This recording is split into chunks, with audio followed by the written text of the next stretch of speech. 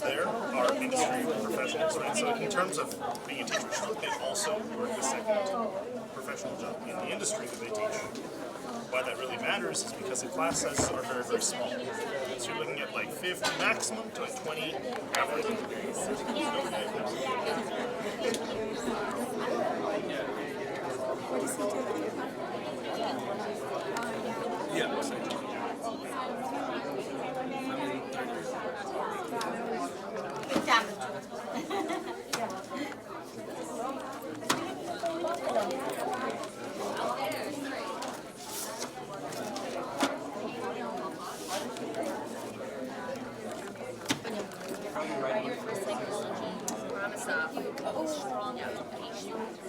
Yeah, I just graduated. Oh, okay. Yeah. This can goes back. This can, yeah, it's back. Good, good. Keep down. So yeah, I mean, I kind of Keep fighting with it. Relax it. thought I wanted to be a Okay? did not quite work out. And then I went See the smile? here, Hi. and so I kind of went into like the investment. Your faces. Let's see your faces.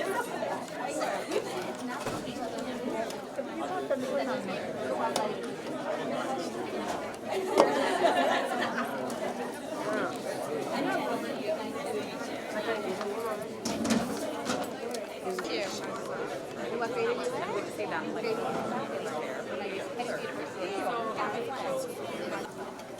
Yes, feel free to take one. This one is for golf for people. This is for golf for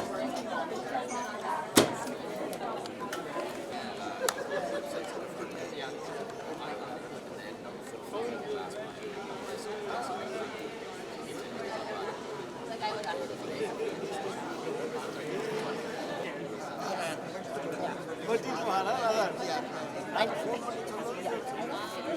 no, I definitely would show you that.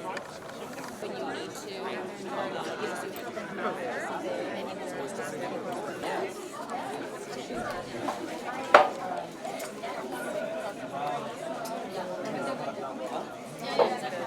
I'm coming from the side.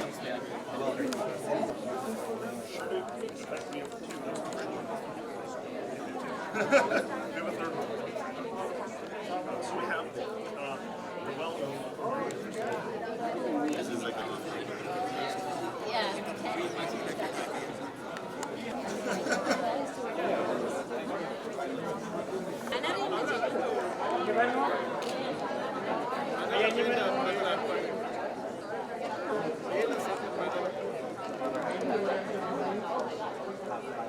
Wait for someone to move in the back.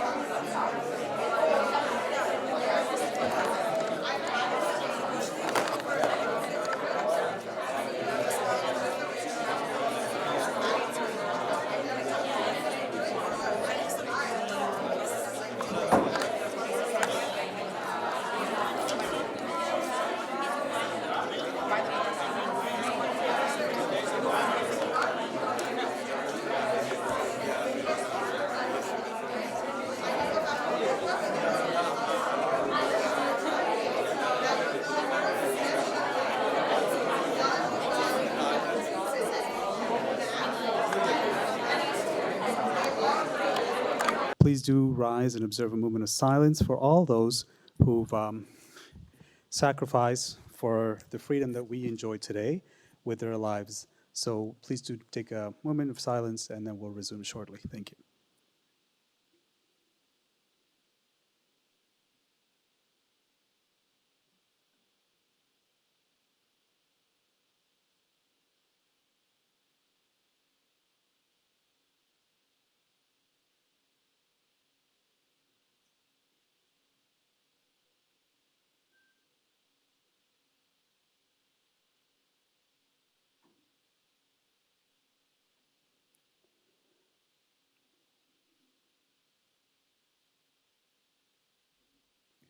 Thank you. Please be seated.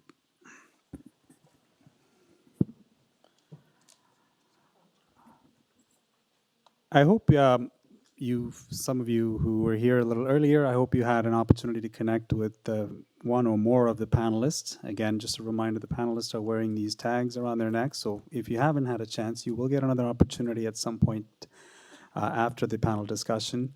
Again, talk to them, connect with them, learn about their journeys, and it'll be really helpful.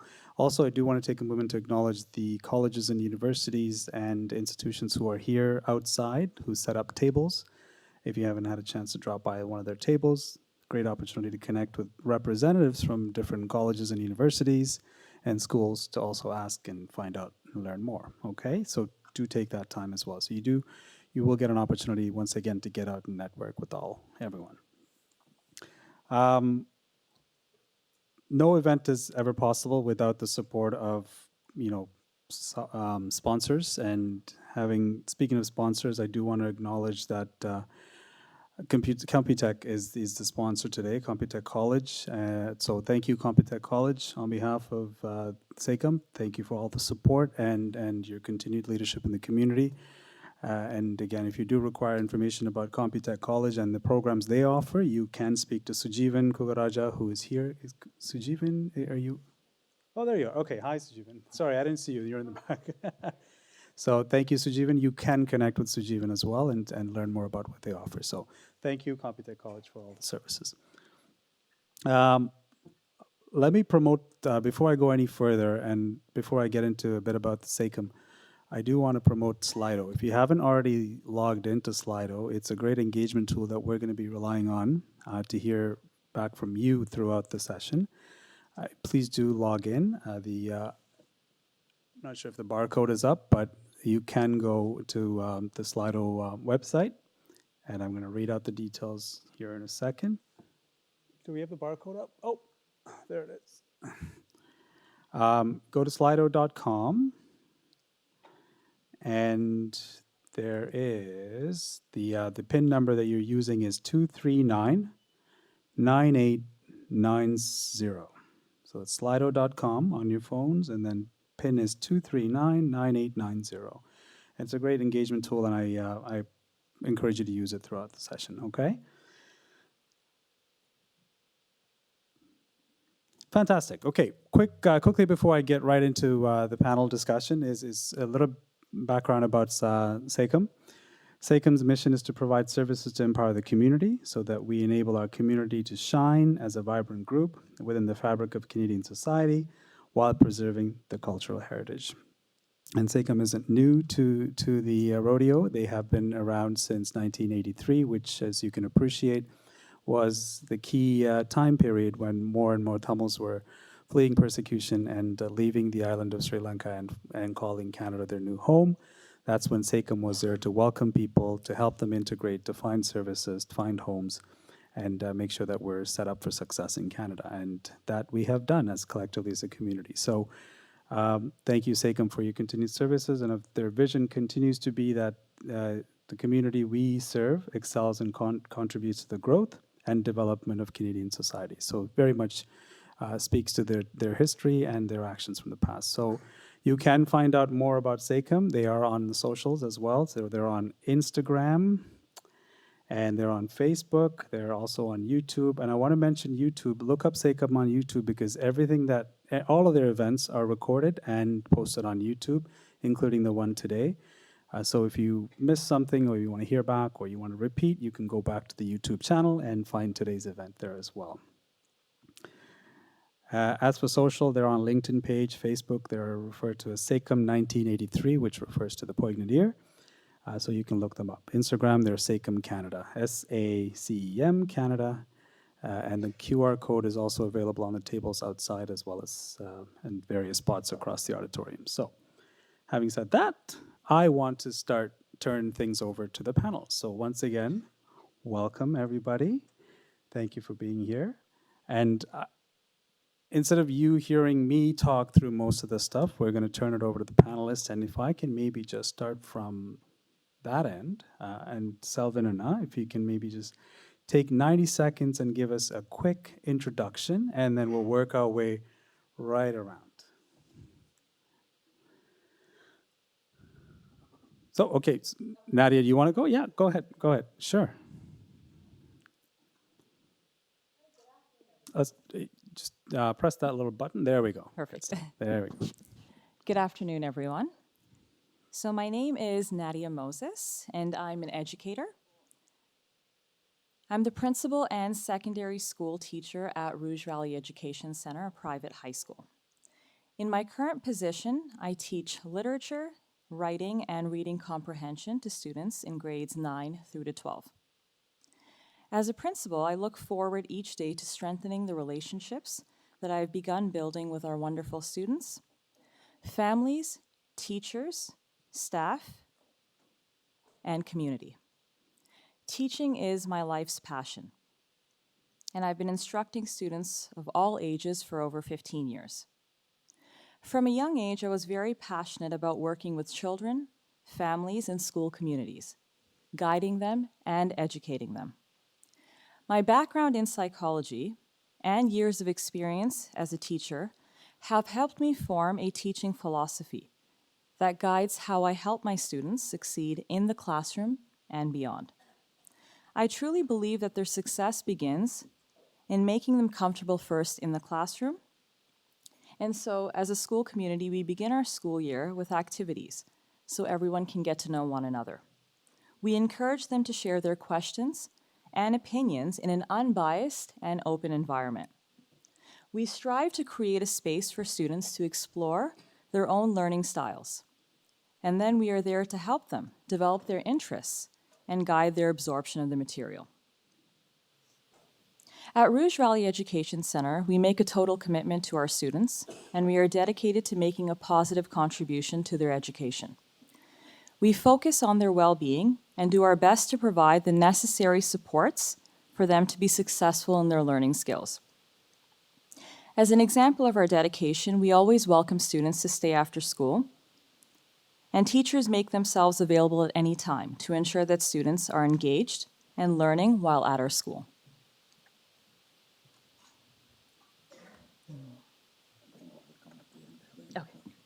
Okay, thank you. We can continue. Sudhas, please go ahead. Okay, that was great. I want to go to your school.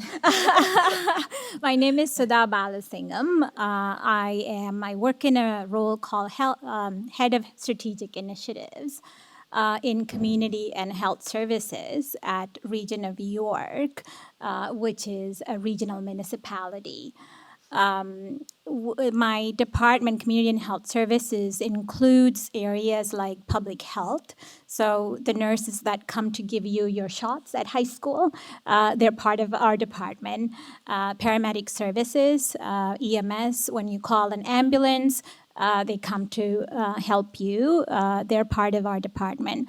Long-term care, seniors that aren't able to take care of themselves anymore, offering them a safe space and home in their final years of life. That's part of our department. Income support, when you've fallen on hard times, to come get support until you get back on your feet. That's also part of our department. Affordable housing, when you're not able to pay your rent, to give you support to be able to keep and maintain your home. That's in my department. Homeless shelters, when you're out in the cold, when you don't have a roof over your head, we offer temporary shelter until you're able to find a stable home. So those are the types of services that we offer in my area. And my role is to work with all of these different areas on things that are more common to them across these different things. So for example, I oversee strategic planning. And what that means is looking at how our communities are changing over the next, in our case, we look at 3 to 4 years, what's changing, what needs may be emerging in our communities, and planning for those services so that when those needs come up, we're able to be there to help them and support them. Another thing that's part of my portfolio is program evaluation. So looking at how do we evaluate and review programs that I just talked about to see if they're offered in the best way possible. Are they adequately offered? Are they meeting the needs of the community? So looking at that is part of my role. Another is, I'm sure you all know it because we just went through municipal elections. The council makes decisions on budget for these different programs. And my role is we have financial teams that look at the numbers and help us with, what type of budget and investment we need for us to meet those needs that are emerging in our communities. And my job is to present and tell that story using those numbers that are given to me to be able to plain language it and speak to council in a way that they understand those needs and get the investment that we need to grow our communities in a healthy way. So those are some of the things I do. Other things are equity and inclusion for the department is also part of my role. We are very strong believers in when you can bring your whole self to work, you produce the best work possible. So looking at how do we create an inclusive area so that everyone has a sense of belonging and they're able to bring their whole self to the work that they do is also something that I look after. So those are the type of things that I'm engaged in. So how did I come to be here? Well, there are a lot of factors, but the one thing that I can maybe boil it down to is my early years, as Perigal alluded to earlier, when a lot of Tamils came as refugees. I also came with my family as a refugee in grade 7 with very little English and very little resources.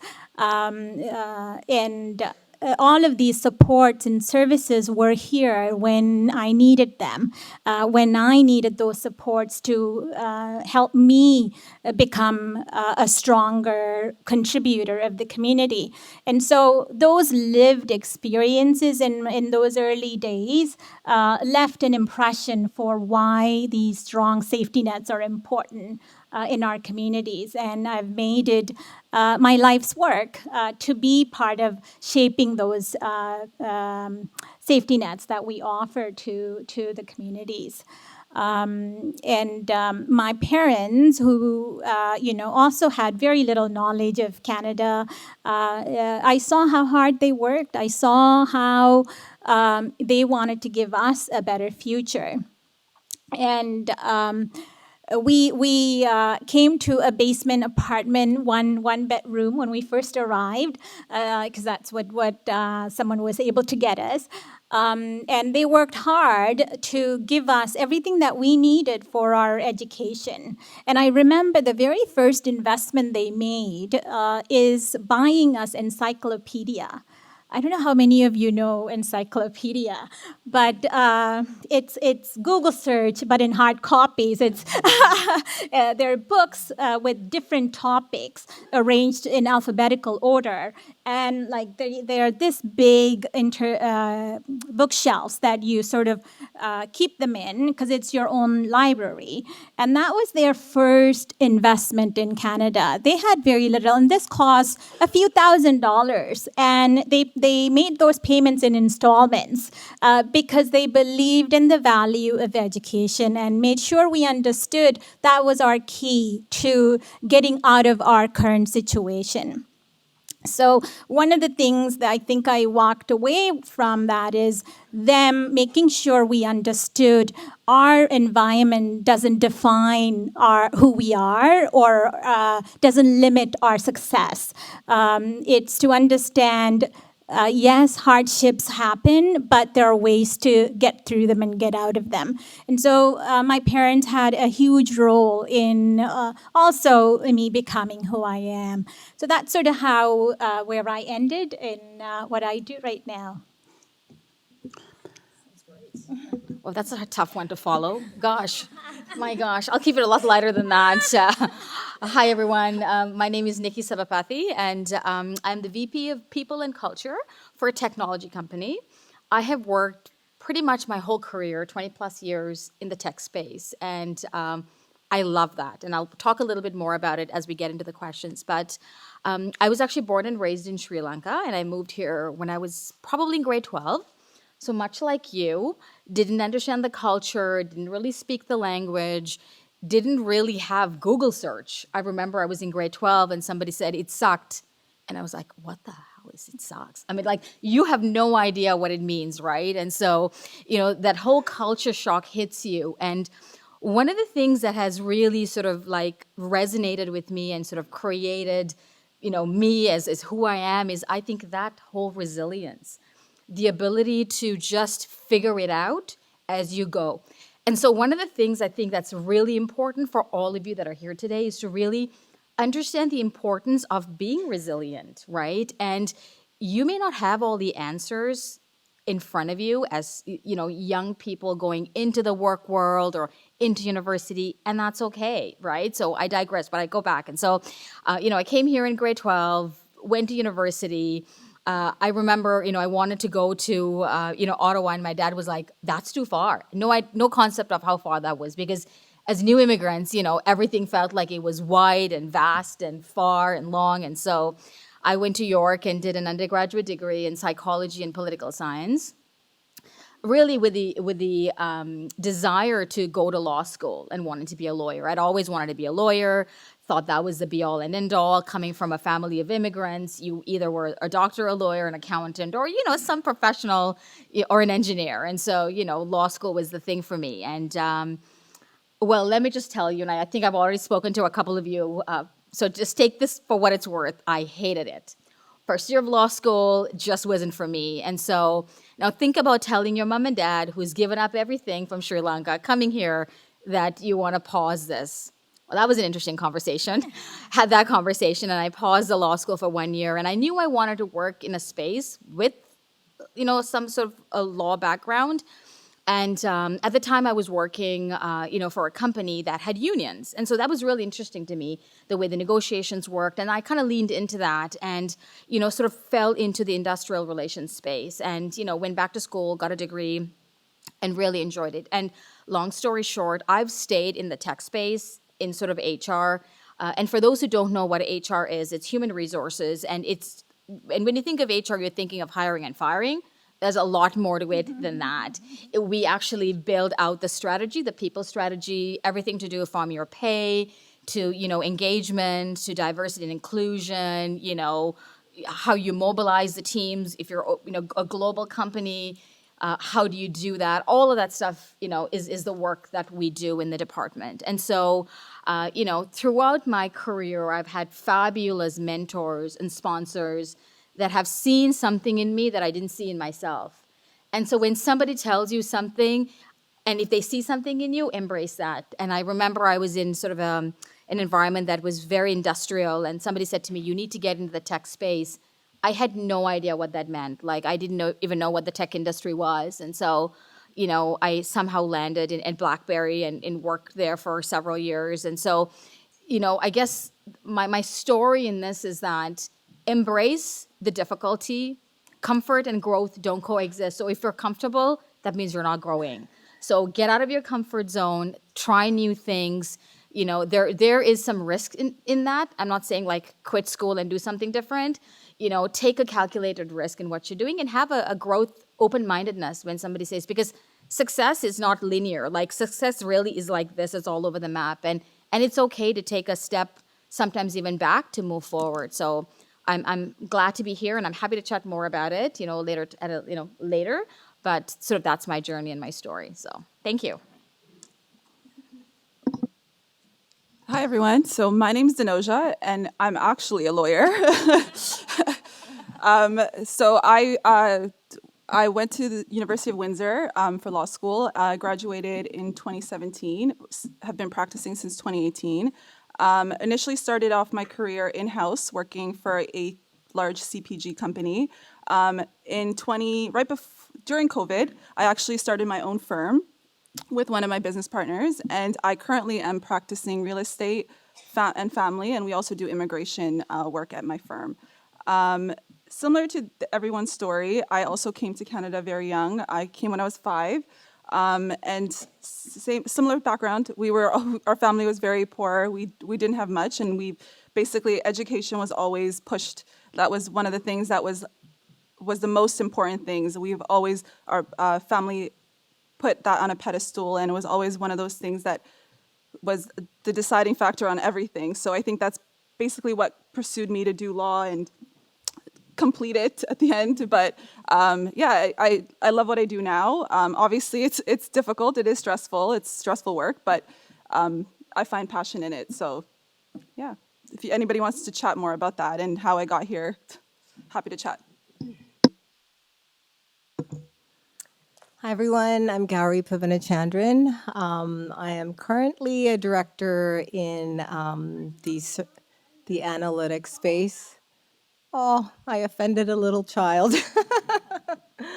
Yeah, so I'm a director in high tech. My current company, Pythian, is a cloud services provider. So think of your data in all your companies or all your phones and how to drive value out of that. That's what our company does. And we partner with companies like Google and Microsoft and AWS to arrive at that value. So we're seeing that a lot more these days, technology being a services. You walk into a mall these days, except for Black Friday. But you walk into a mall and it's pretty empty because people are doing their online shopping on Amazon, right? So the way that you are changing how we have fun, how we buy things, is all being driven by technology. And it's touching lots of industries. So healthcare, a way a doctor examines a patient can be done remotely. We have workers in technology in my company working in 25 countries. So it's a really interesting job. I work from home. I've been working from home for the last 8 years, which is a great thing because I have a family and I have 2 kids. So how did I get here? I came here very young as well. I don't have the same challenges of people who've came here later. My parents really struggled. That drove me to be successful, seeing them struggle to have a better life for themselves and for us. And I didn't know what I wanted to do. I was a very shy kid. I was very quiet. And I'm nothing like I am today. I'm very loud and talkative at this point. But in high school, I couldn't stand up and talk in front of people. A lot of people like me in high school thought it was difficult to carry a career because they were shy. And I'm here to, kind of speak on behalf of those kids who are shy. You can get over that and overcome it and build a career because, you don't have to be the Rajinikanth or the Vijay of our society, right? You don't have to, hit a person and they fly back and be able to give a huge speech and be able to be successful in your life. You can be quiet and you can be smart and you can have passion and you can still have a career. Thank you. Vanakkam. எப்படி இருக்கீங்க? There are some people, I think there are some seats available here. You all can move down. Oh, good? Okay. நீங்க நிக்கிற பார்க்க எனக்கு கஷ்டமா இருக்கு. My name is Kumar Ratnam. I am a co-founder of Center for Leadership and Innovation, which is a non-profit organization. I see many of familiar faces here. Happy to know that. We nurture and develop leadership skills amongst Tamil Canadians, mostly focused on students anywhere between the age of 10 to 18. And I see many of our students are here, also my parents who are our customers as well. So we've been doing that for about 10 years now. We catered over 2,000 students, graduated 200 plus students, and many of our students have gone to university and come out successfully and now in the work world and, exercising what they've learned through the leadership program. I also have a full-time job. I'm an IT professional. I've been doing this for about more than 20 years. I switched to IT by accident. My background is accounting and finance and economics, and then 20 years ago, something clicked. I switched to IT, just like a couple of you here. And I manage transformation projects. That's my specialty. I think everybody talked about how we got here, but I like to talk about how I got here in relationship to SACEM. SACEM was my first introduction to volunteering in 1988-89 timeframe. And I was a young kid back then. I'm still young, but younger back then. And I was looking, new to the country. I studied in the US, then came to Canada as a refugee since I couldn't go back home. Trying to build some network and build some relationship and get to know people. And SACEM opened the door, and I became their IT guy by default because I kind of knew something about computers. And I developed the first spreadsheet database they did. Those days that we call Lotus Notes. There was no Excel. I'm old. Yes. Then we developed. We used to send out newsletters by snail mail, and those newsletters used to be in English. Then I learned to type in Tamil. I developed their or designed their newsletters and helped them out. And I also met some great people like the Computech founder, Dr. Vasanta Kumar, Mr. Jayanathan, who passed away, and Mr. Ratnasingham, and many others. So although they were much older to me, but I gained from the experience of what they brought to the table, and that's what opened many doors to me as well. So we'll talk more about that. You all can ask questions, but for now, I'll pass it to the lady over here. Thank you. First of all, I just want to say, wow, what a group of folks we have here today.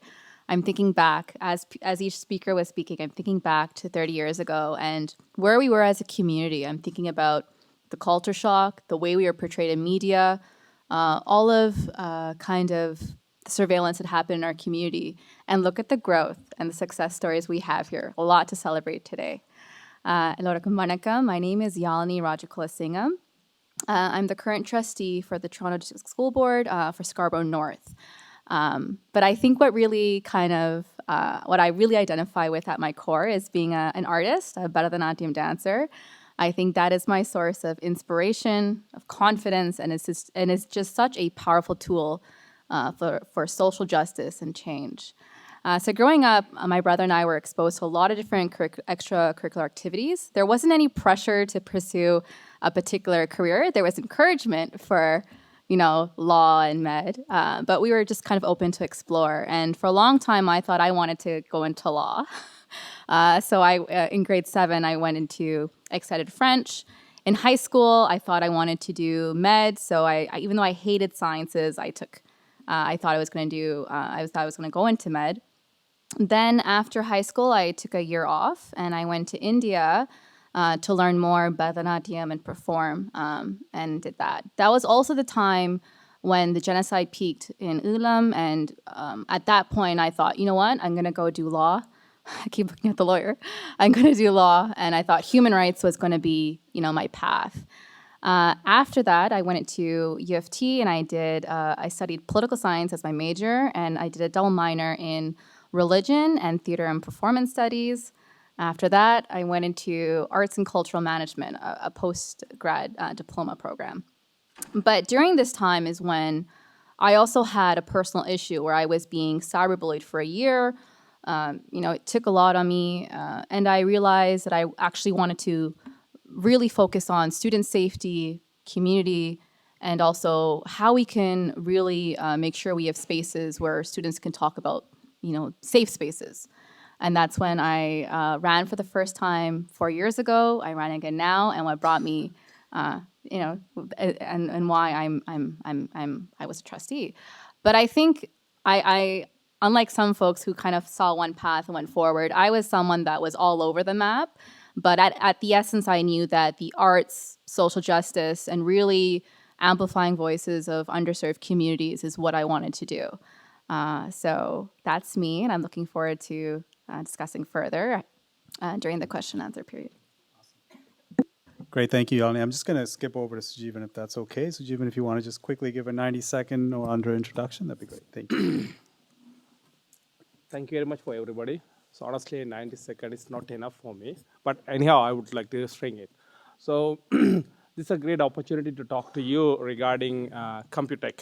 So rather than I speak about myself, I would like to speak about something to you about the Computer College. Luckily, I have the friend I want to get introduced. So Computer College is really giving a better support to the community for adults. So I can see here so many people, like so many young age, and now we are trying to help the people who are migrated, who are really here settled as a parent, and whoever they want to switch into their real career. So whoever they want to change their career, they want to get some assistance regarding the career path, straight away they can approach Computer College. Computer College has been working in the community for last 30 years. So successfully, we have completed 3 decades. So half of my age then. So actually, we have been working in 3 different sectors like health sector, information technology, and the business. So we have been offering around 10 different programs, which is really helping to the people to get into the real workforce. So you can trust us. So luckily, we are sponsoring this event. SACEM, thank you very much for arranging this event again. So luckily, we have so many good achieved people here in front of myself. And they are going to share so many stories about themselves. And so after the sessions, if you are connecting with me, then I can tell some other stories. It's really interesting and very fascinating stories. Thank you very much for the support. Thank you very much for the nice opportunity. So just going to skip over to Kumada. Welcome, Kumada. Just if you want to just take a quick introduction. I know you're on a schedule, so we'll come back and after you're done. Go ahead, Kumada.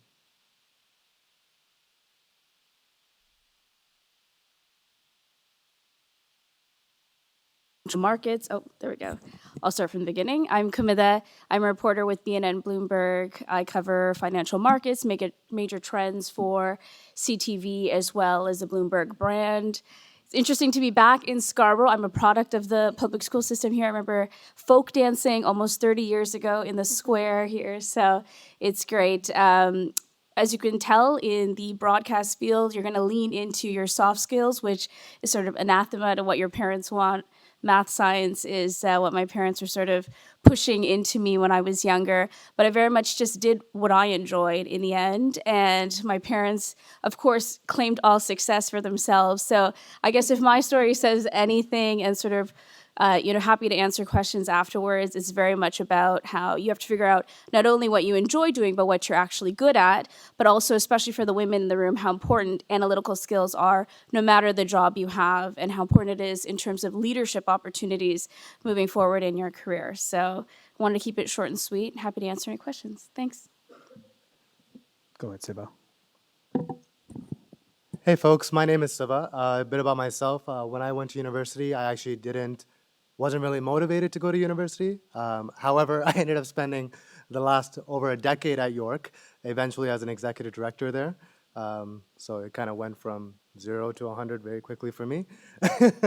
But my time at York, my primary responsibility was actually being executive director of 2 very critical infrastructure buildings on the campus that provided a lot of critical student services, spaces, and spaces that were able to be adjusted towards the emerging student needs and what students identified as critical to them.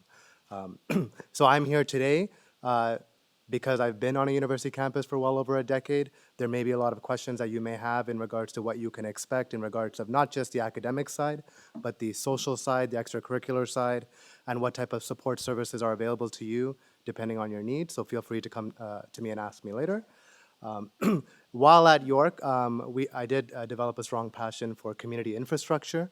So in my time there, we did construct our 2nd building, which was an award-winning, beautiful masterpiece, in my opinion.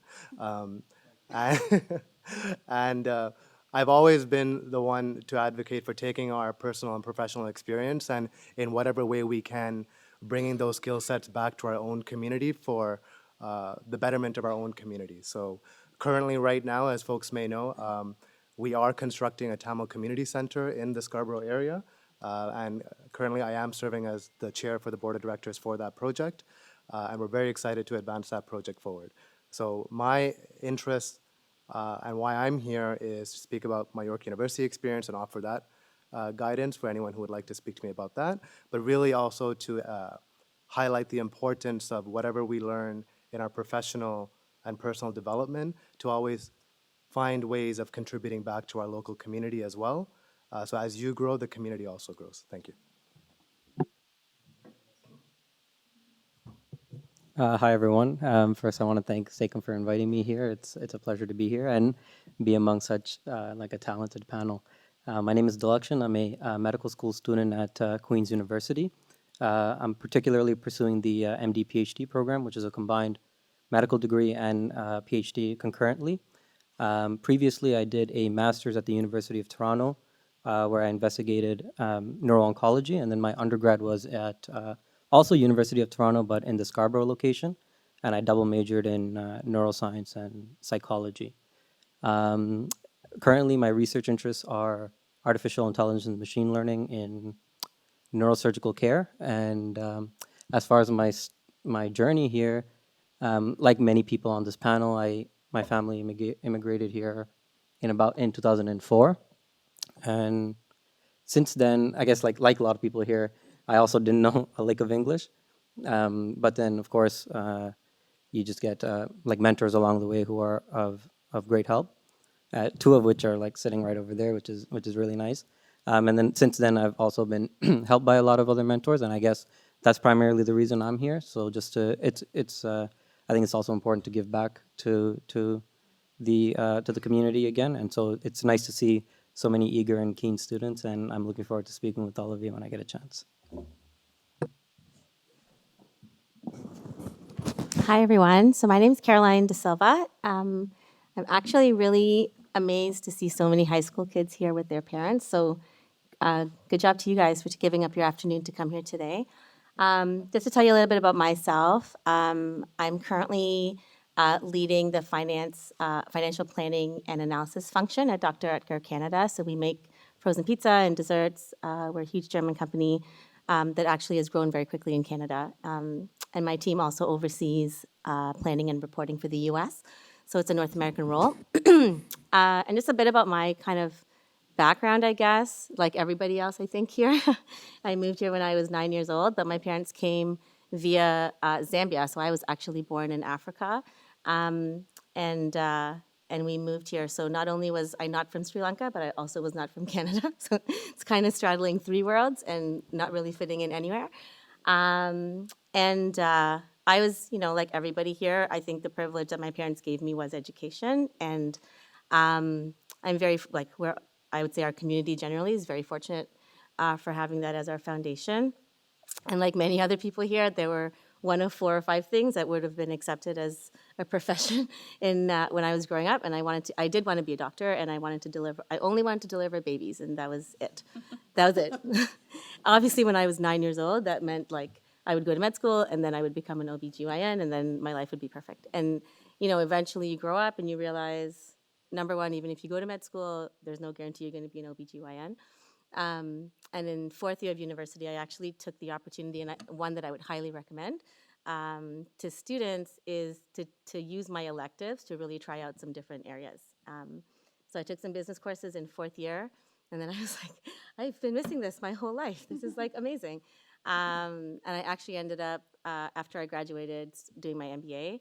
And even at that point, when I moved on to my MBA, my world was so small because I had focused on wanting to be a physician for so long that I really didn't see anything else in the world. So it was really a time of being terrified and also learning all the opportunity that was out there. And I had always leaned more towards analytics and finance, and so I naturally kind of went into, I said analytics and math, not finance, analytics and math. So I naturally moved into finance and became a CPA after my MBA and went into consumer packaged goods. And I was there very early in my career. So I worked at Diageo, which is a beverage alcohol company, and then at Novartis Consumer Health. And I was very fortunate actually to get a role. They were both not huge in Canada, but huge global companies, but to get a role in financial planning, literally in corporate finance. And I didn't realize it at the time, but it allowed me to see the whole business from end to end, which I think many people miss early in their career because they want really big names on their resume, but you end up starting in these small kind of squared off roles and you don't see the whole business. And so several years later, I realized, working for a big global company, it's really challenging to develop if you're young because you have to go to the US, you have to go to Europe, wherever, to get in order to develop. And so I made a conscious decision to leave and go into retail for a Canadian company. I worked at Shoppers Drug Mart and later when it was acquired at Loblaw for 12 years. But it gave me the opportunity, and it's one of the best decisions of my life, it gave me the opportunity to really do a really broad, experience in all these different areas of finance, to see businesses that were innovating, that were making change, without having to uproot my life and go somewhere else. And then when this role came along at Dr. Oetker, which was 2 years ago, it was exciting for me to come back to CPG now at a more senior level, but having understood retail and now seeing manufacturing, overseeing the US. So it's a lot of things that came together, but none of it was planned. So that's the other message, is not to be stuck to a plan, but to really understand what things interest you so that when you see the opportunity, you can look at it and say, this is in line with, the things I want to get out of my next job or my career, and you can go for it. Because one of the things that really holds people back is that they take time to think, but the person who's trying to hire you takes that as you not being interested or passionate about the role. So I would say to be open to change, to not always think that the way you're going is the only direction that you can go in, and when you get the opportunity to try different things, because it really can open your eyes to a whole different world. That's it. Hello? Okay. Hi, everyone. Thank you to SACEM for having me on. My name is Bhairavi Shankar. I am professionally, a space scientist, so I have a background in astronomy and geology. A little bit of my journey, is as a kid, I've always enjoyed seeing the sky. For anyone who's old enough to remember film roll and processing, people at the Kodak at the time would be like, why are there pictures of blue? Because apparently I used to ask my parents to just point to the sky. So somewhere, somehow, there was an inkling that I kind of liked astronomy. I did move with my family here when I was 13, and I came actually through the Middle East. So I will say that I have kind of had quite the privileged life to have everything at my disposal, and all my parents were like, just study and graduate. Just finish with whatever you want. And of course, coming with two parents who had science degrees, I think it was just natural that it would be in the sciences. There was no, I think the assumption, it sort of flipped to what many have mentioned. The assumption was, yes, you would go into science lawyer engineering or something, but they were quite open and supportive on my interests in astronomy. I will talk later when we come to the questions around what are those early experiences that made me think, oh, maybe I want to do this, post high school.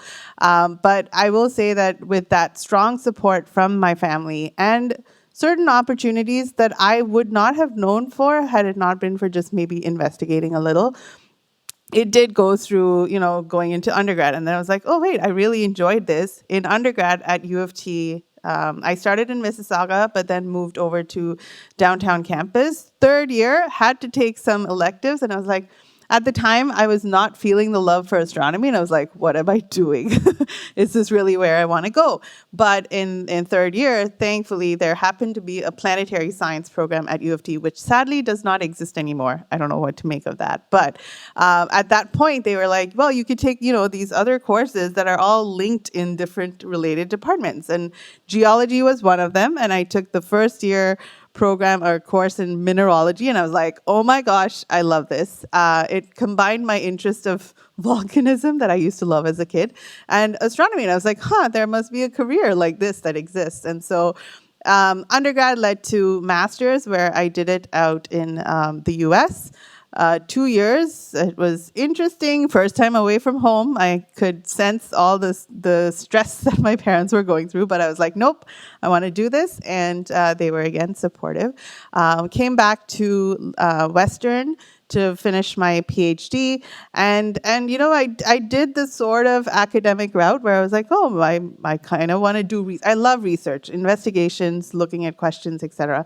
I love that aspect. But realistically, there can be quite some burnout from the sort of 80-hour work schedules that you are doing, not realizing that you as a student should really put some boundaries on when you should pause versus when you should focus on research. I'm happy to talk about all of that. But essentially, after a little stint in academia, etc., I clearly realized it was not for me.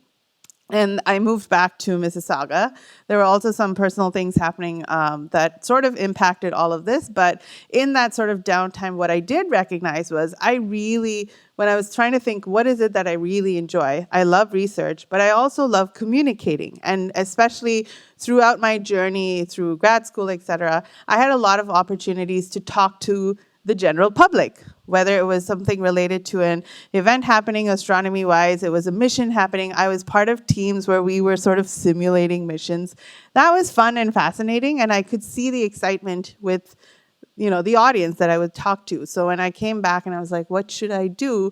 It sort of created the little spark that is now the company that I run, which is Indus Space. So the goal is really to raise the profile of space exploration amongst youth and the general public who may not consider it as a STEM career.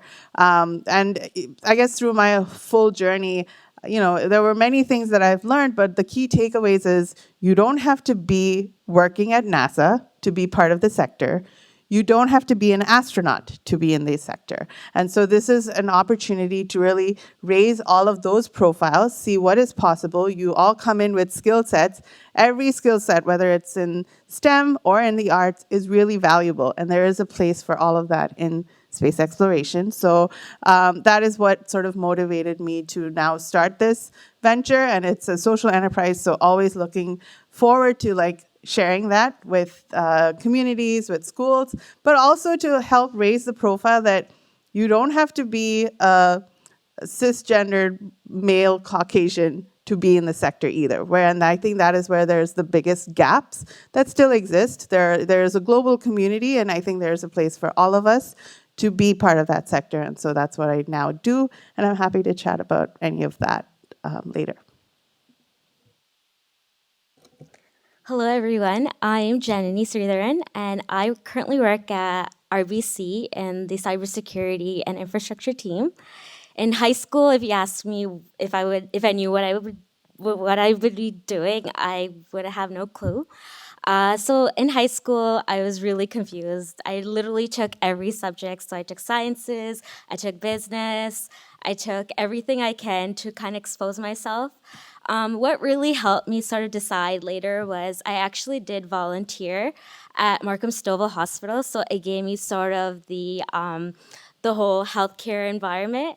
And I also did a shadowing program at BMO, which gave me sort of the business side of things. So then I got exposed to both cultures, and what I thought I liked was the business culture. So I decided to go with the business route. And part of it was shallow. I was like, oh, I could dress up and wear heels. So then I'm like, okay, business it is. And then even I'm super indecisive. So even choosing universities, I didn't know. I had no clue where I was going. So I applied to a lot of universities. So my top two was University of Waterloo. So I did the accounting and finance program. And then also U of T, the management program. So I initially accepted the U of T management program. And then I slept on it. And then I'm like, no, let me go back and update it to University of Waterloo. So I accepted that. And then I slept on it again. And then I regretted my decision. And so I literally went to the university admission office at U of T and I asked for my acceptance back. And they were like, no. So it was fate that I went to Waterloo. So I ended up at Waterloo. I did the co-op program. And I'm so grateful I did go there. The co-op program was the best thing I did to myself. My first co-op term, I worked at TD. And after that, the second and the third and the fourth, I worked at Ernst & Young. So there, it gave me a lot of exposure to accounting and IT. So my full-time job, so I got my full-time offer after my fourth co-op term at EY. So I worked there for 7 years within the risk umbrella. So it was like consulting and audit as well. And then during COVID, I decided to make the switch. I'm currently at RBC. So that's my career path. I'm more than willing to chat more about co-op programs later and like how I got there. Yeah, that's a bit about me. Wow, that's a lot of introductions. Super humble to be here. Thank you, SACEM, for inviting me. Vanakkam. Thanks all for coming here on your Saturday afternoon. I know there's a lot of people here. That means like hundreds of hours going away. My name is Rajan Bala. My pronouns are he, him, and his. I'm a little kid from a little town out of Jaffna who used to run to the bunker during the war with books. Just like all of you, there's history. We all came from a underprivileged area. What am I? Who am I? Strive to be someone. Be persistent on what you want to do. And what do I do now? I'm persistent on, doing things at a company called Loblaw.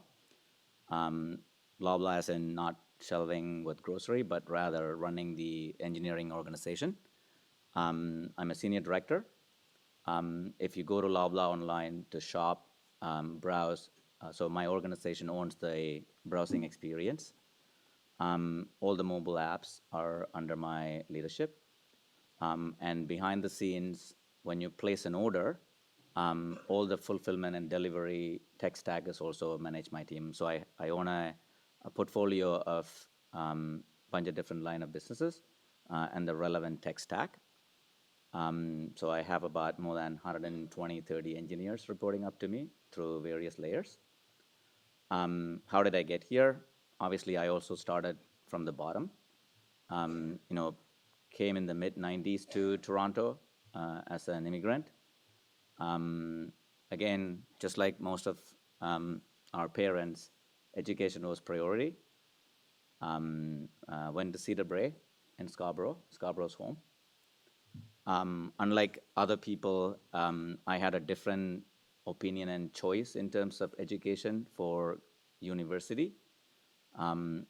Looked at Waterloo, U of T, McMaster, and then I looked at Carleton. At that time, the shiny thing was money.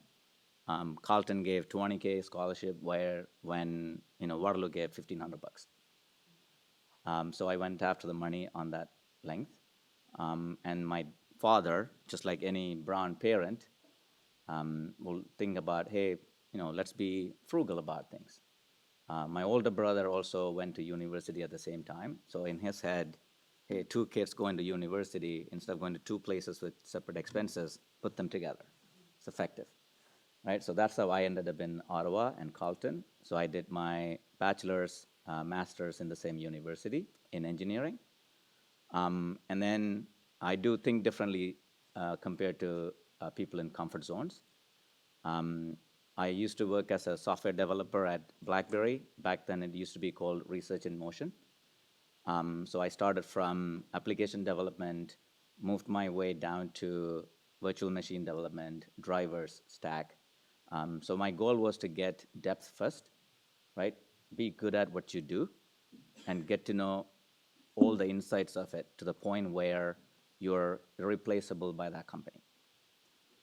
So whenever there's a problem in BlackBerry devices back then, instead of sending 3 engineers, I would be on a plane.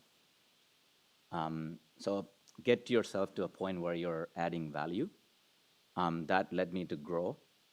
And the other is when you're sitting, so Canada back then, it's not as advanced as the Silicon Valley, right? All of the tech sector kind of flourishes out there. It's like a carnival. Every tech company, you'll find them there. So I took the decision of saying, hey, if I sit here I would be an engineer for the rest of my life at BlackBerry, but if I go out, I will change, I will grow. So I took that leap and went to San Francisco in 2007. Again, grew as part of that. Went in as a senior firmware engineer, which is more closer to the hardware. And then grew at the same time as a senior manager, each step of the way, delivering products. Again, from there on, I went into being an entrepreneur, started my own company. If you know someone named Jerry Yang, the CEO of Yahoo.com, he gave us our first $1 million check to start the company. It's again in a hardware space. So I took the risk, faith, went to do it, ran the company for 4.5 years. We generated about $1 million in revenue. And then, competition heated up. Amazon copied the product. We had to wind down because investors went cold feet. Lessons is that although I didn't have a lavish exit on the company, I learned a lot. For example, I could be in a company as a director or a manager, but I would only learn a sliver of that business. When I did the startup, there's nobody above you. You got to learn on the fly. You will struggle. Essentially, it taught me how to make decision on the fly with the information you have at hand. Where I'm going with that is you will never be perfect. You will never know everything you need to know, make a decision. You just have to learn to make decision on the fly on your feet. So that's a bit of me, and I'm still learning. Even today, I'm still learning. I learned a lot about a lot of different diverse set of people here. In addition to that, like I said before, I came from a small town back in Jaffna to here, and we're privileged here. So I do give back in a form of education and entrepreneurship and employment back home through a nonprofit organization called Aravanai, which is registered nonprofit org in Canada. It's an extension of a nonprofit org in California called ITE Foundation, which has been helping with same mission and vision. And I would love to see more people, learn and contribute back to the community in one way or form. And I would like to end my introduction with saying, Suruduli Peruvallam. Thank you so much. Thank you so much. Let's round of applause for all the panelists. That's amazing. I think it's important to know that we all share similar journeys in this room, and as the panelists shared, I share a very similar path with them. I think the only difference is my mother is probably the only liberal one in the room here, because she said, "நீ என்ன பண்ணாலும் படி ராசா, ஆனா 4 வருஷம் யூனிவர்சிட்டிக்கு போய் டிகிரியை கொண்டு." And imagine the conversation that we would have had. She nearly had a heart attack when I said, "I'm not going to university, I'm going to Centennial College." Yeah, that didn't go well. But anyways, if there's a takeaway, talk to me about how to talk to your parents about pivoting your plans from university to anything else, okay? And I can give you great tips. So let's get right into it. I know we're going to kind of cut into the question and answer period. There's wealth of knowledge and experience here at the panel. So I'm going to go into the first question, and I'm going to see if we can start with Nikki on this one. Nikki, maybe I'll punt this your way. What are the qualities in studying pattern that helped you the most from transitioning from high school to university and then taking the university experience and applying it to your work experience? So I'll talk more probably about just my experience, going from university into the work world and what I see from the other side when people come into the organization, how we hire people. So one of the things that, I think when you're a student, you think of is, I've got to study, I have a plan, I'm going to get a job, I'm going to be happy, and that's how my life's going to go. Well, the reality is that I would say 99% of the time that's not going to happen, because there's other things that'll happen along the way that you haven't thought about. So one of the things that you have to be okay with is, a change of plan. And what that means is that you've got to be resilient. Right now in the work world, when we hire people, especially in the entrepreneur world or in the tech space or any organization, they want to see people who can work in a team environment, where you can collaborate with people, where you can actually work across different time zones and know how to work with them. And there's going to be disagreements on your team. How are you going to, talk to them about that? Because not everybody on the team would be aligned on a project, as an example. So, the ability for you to be okay with that and know how to articulate yourself is going to be really important. And if you have a gut for something, lean into that. Play to your strengths. I think, I remember, growing up, I was never really good with math, but yet my mom and dad always sent me for math tuition. And I hated it. And I always thought, well, why can't I just lean into what I'm really good at? So I always tell my kids, lean into your strengths. Because if you put the effort into, your strengths, you'll go from good to great easily than going from being okay to good in areas that you're not good at. So I think we have to sometimes think about it a little bit differently. So that is really important. And so for me, studying, I guess it would be, backtracking a little bit, I was very much a hands-on kind of a learner. I have to be able to, visualize it. And so you have to know what works for you and actually lean into that. Sometimes, what works for one person may not work for the other person in any way. So you have to know and feel your gut. And if your gut is telling you something, it's probably the right thing. So don't be afraid to lean into that and actually just go with that, right? And sometimes you learn more from not being successful than when you are successful. So don't be afraid to take some of these missteps that might take you a little bit out of course, but you'll learn so much more about what you are good at, what your capabilities are, than if you were to really take a straight path. It's kind of boring, actually, right, when you really think about it. So I'll leave it there. I'm sure others have a lot more to add as well. So Sure, absolutely. No, that's a great point. And I think you are right. We are often focusing on our weaknesses and not our strengths so much. And I think it's a great point that you made. Lean into your strengths, and you'll go from great to even excellent, right? So that's an amazing point. I do want to get Kumada involved here. In our community, there's not many people who choose non-traditional path. And hearing your story, I think you'd be probably best fit to answer this. And perhaps Caroline and Siva, feel free to chime in here as well. Some children are influenced by their parents' desires. Some find out midway that, they are not aligning with that interest, and then they choose different paths of study, right? And how can people best handle that transition? So for me, I always knew that I was an avid reader. I had sort of this insatiable desire to learn and to grow, and it was always sort of self-directed for me. And I was fortunate in that my father, highly articulate. He also liked to read. He also liked to write, but he happened to be an engineer. So he thought he could influence me and get me to go down his path. And we kind of had an agreement as sort of my high school years progressed, where, I realized that engineering just wasn't for me. It didn't resonate with me. And so I was going to pursue a degree at U of T in political science. And we said, okay, if journalism is indeed what you want to do, then find a way to do it and to make money doing it. By the end of your 4 years at U of T, I went to St. George. Or you can go to law school. So that was sort of the agreement. And I always knew I wasn't going to go to law school, but I said, sure, okay, that's how we're going to play this. So I made sure that I basically felt like I was going against a current, and I had something to prove to my parents that not only did I have this desire to pursue a career in a non-traditional industry, but I had to seek out those mentors that I had not seen that looked like me or sounded like me or had a name like me.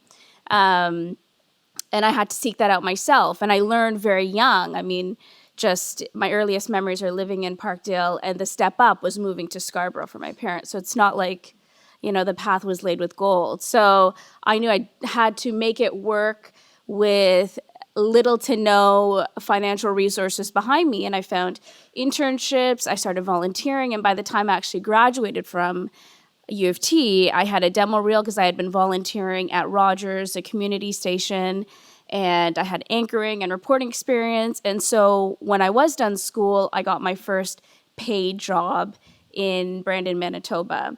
And so what I learned from that and sort of holds with me now even is the importance of, I think what a lot of people have said, is finding sort of the cheapest way to achieve your goals, but also being defiant along the way and particularly now working in business news, it's mostly white men and me in my newsroom, and I've had to prove myself every step of the way. And sometimes having a chip on your shoulder makes you work that much harder, because just to sit at the table, you have to be sometimes smarter and prove your worth more than perhaps somebody else. And the fortunate thing that I have in the newsroom that I'm in right now is that I have won the respect and earned it along the way, and my greatest advocates in the newsroom are those same white men. And that's something that I've had to do along the way, and I know I'm against that, and it's just sort of a cross I have to bear. But I think for anyone who's climbed through leadership ranks, particularly for female minorities, it's something we know that comes along with the journey. So I think, and that's part of that classic immigrant struggle, right? It's so much ingrained into your psyche that you don't even realize that you're flexing those muscles. It's true. I think great points you made. Siva and Caroline, do you guys want to chime in here? Yeah, I think I agree with everything you said. I think, as I mentioned, when I had gone to university, I wasn't really motivated to, and I only went to York because I had a free ride from my sister who was already going there, so I didn't have to take the bus an hour and a half.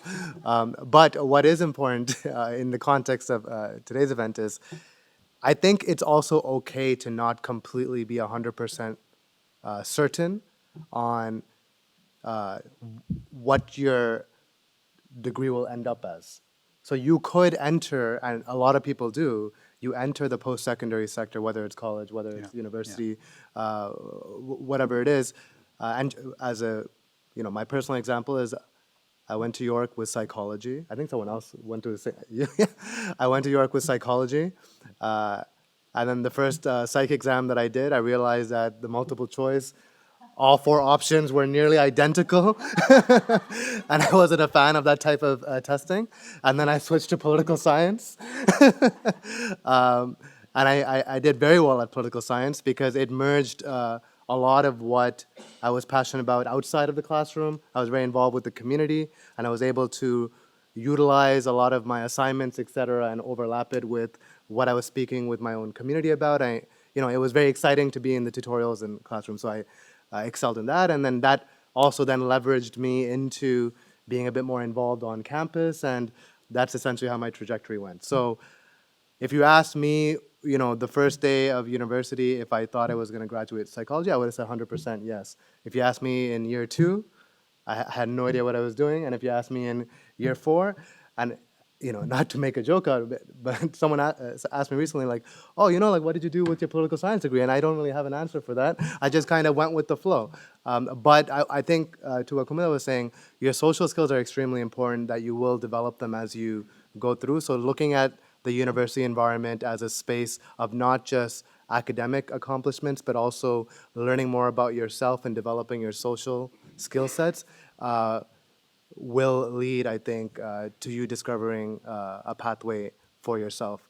And I will say that to this day, my mother cannot explain to someone what I do for work, because I did not choose a conventional path.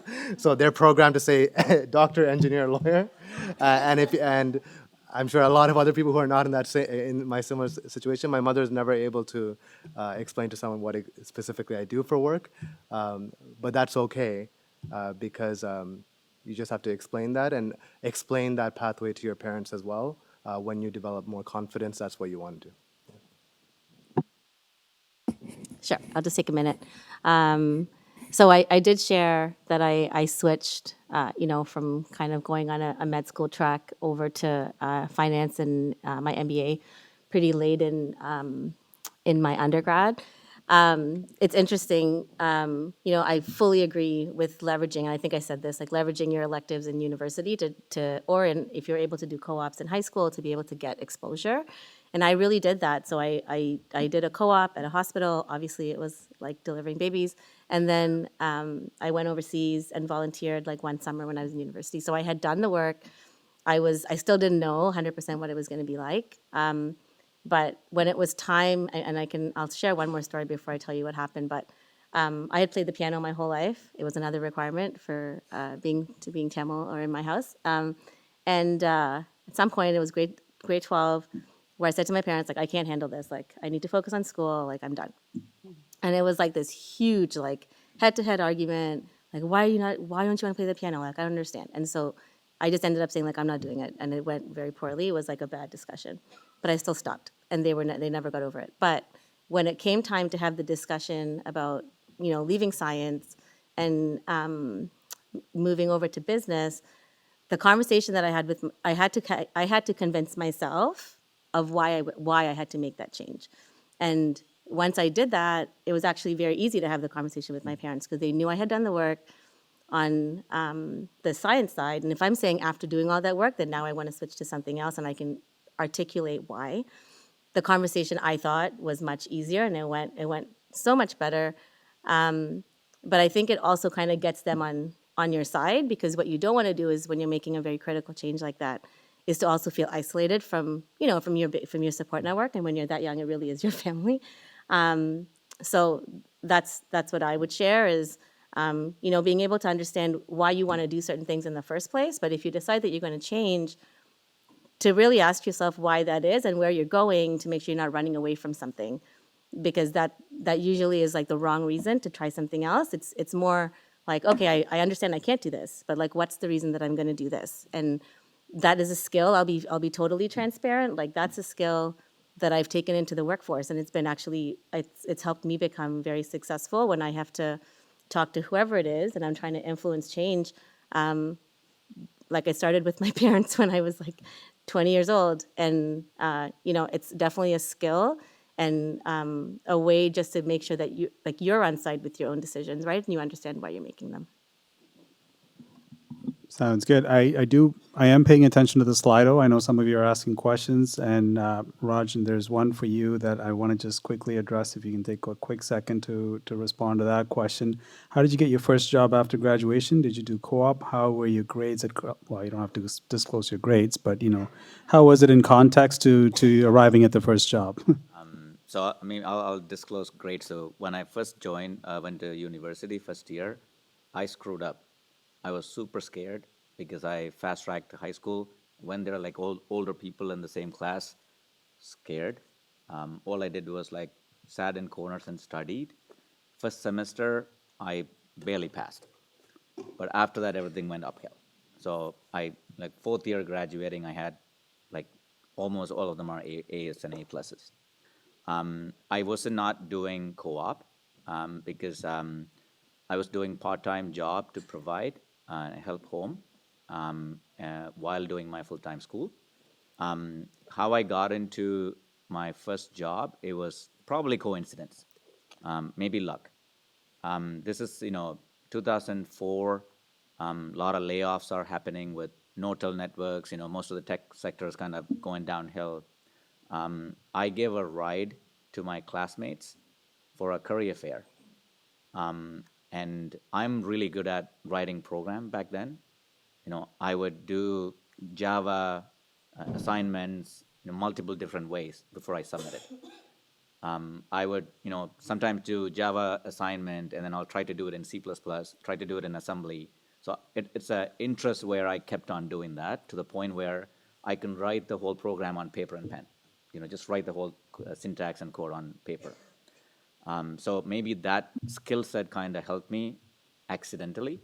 So when I went to the career fair, there was like about 600 some odd people came to that on-site career fair. And what BlackBerry did is they gave them exam paper and said, here, go write this solution on paper, writing the syntax. I went in, finished it in 20 minutes, gave it and walked away. The director of engineering just came by and asked him, son, do you want to work here? I said, yeah. And got the job on the spot. That's how I got the first job. But those are like, it led into that by the number of skills that you honed in throughout your career or your education. Everyone said, you will have a different way of studying. It may not be applicable in high school. It may not be the same in the university. Figure out how it works best for you. First year I struggled because all I was focusing on is, writing notes and reading it over and over again. But on the second semester, all I did is I took a Like I didn't even take my backpack to the class. I would go sit in the front row. All I do is just listen. I listen to the whole lecture. And I'm pretty sure someone in the class always takes nice notes, and I'll just go borrow them later. So that was my style of studying. So my 3.5 years of undergrad, I did not write single notes. So again, I think I answered a couple of things together. Hope it's useful. Yeah, I think you certainly did, and that was a good answer because there's a couple of other follow-up questions which I think you've answered really well. So thank you, Rajan. Byron, if I can maybe just have you chime into this piece. We often scroll through feed, depending on your algorithm. You scroll through stuff where you'll come across a posting that says, Bill Gates didn't go to school, Mark Zuckerberg is a dropout, and everything else. So therefore, you don't need high school, university education, whatnot. How do you counter that? Do you think that with all that at play, do you still feel that education is poignant? I guess, I don't know that I'm the expert to answer all of that confidently, but I will say that, it really is driven by passion. So to all of them, and even for us, whether we have, completed 1 degree, several degrees, through the sort of discovery process, we've realized that we were really interested in something and we want to, really figure out how to solve it. Maybe there's a bigger problem that we think our thing will have a good solution to. Now, if it comes fast, and I still think sometimes it's a bit of a risk that what they had done or taken in order to create something, and probably they just wanted to try it out or didn't think much of it, etc. But I also probably, maybe it was because of my own sort of support system mindset or the understanding or assumption that you had to do a degree in order to get somewhere. So it's a little hard to sort of say one way is right or the other is right, but really it is by experience. If I will add, and maybe there's a question later, to anyone who's thinking about STEM, do you need the PhD? To that, I will say no, because you do need a core level of basic skill sets. That may be something that at this point, sadly, it is maybe you do need the undergrad sort of to kind of cover those basics. But beyond that, it's really what a master's or a PhD would do is really give you more technical skills or theoretical ways to approach a problem. Do you have to do that in sequence right after your undergrad? No. You could work, you could apply that experience that you have gained, and then maybe through that work experience, you reach a point where you're like, maybe I do need some more additional skill sets. Let's consider school. So that's where it's sort of it's a very personal journey. There's no right or wrong way, but I will bring it back to that passion and say, as long as you're able to sort of look yourself in the mirror and say, yeah, I'm still passionate about this. I want to figure why this is the way it is. Go do your thing, whether that involves having 3 degrees behind you or, you're kind of figuring it out as you go along. So, thank you. Interesting. Some of the recurring things I'm hearing, and I just want to point that out in case you guys are kind of hearing the same themes, is mentorship, volunteerism, and don't be afraid to make mistakes, right? So that's something that we're going to keep. Having said that, I want to see if I can get to Dinoja. Dinoja, there's a growing interest in the law field. I don't know if that's growing. There's always been an interest, one of the 4 selected options of the Tamil community.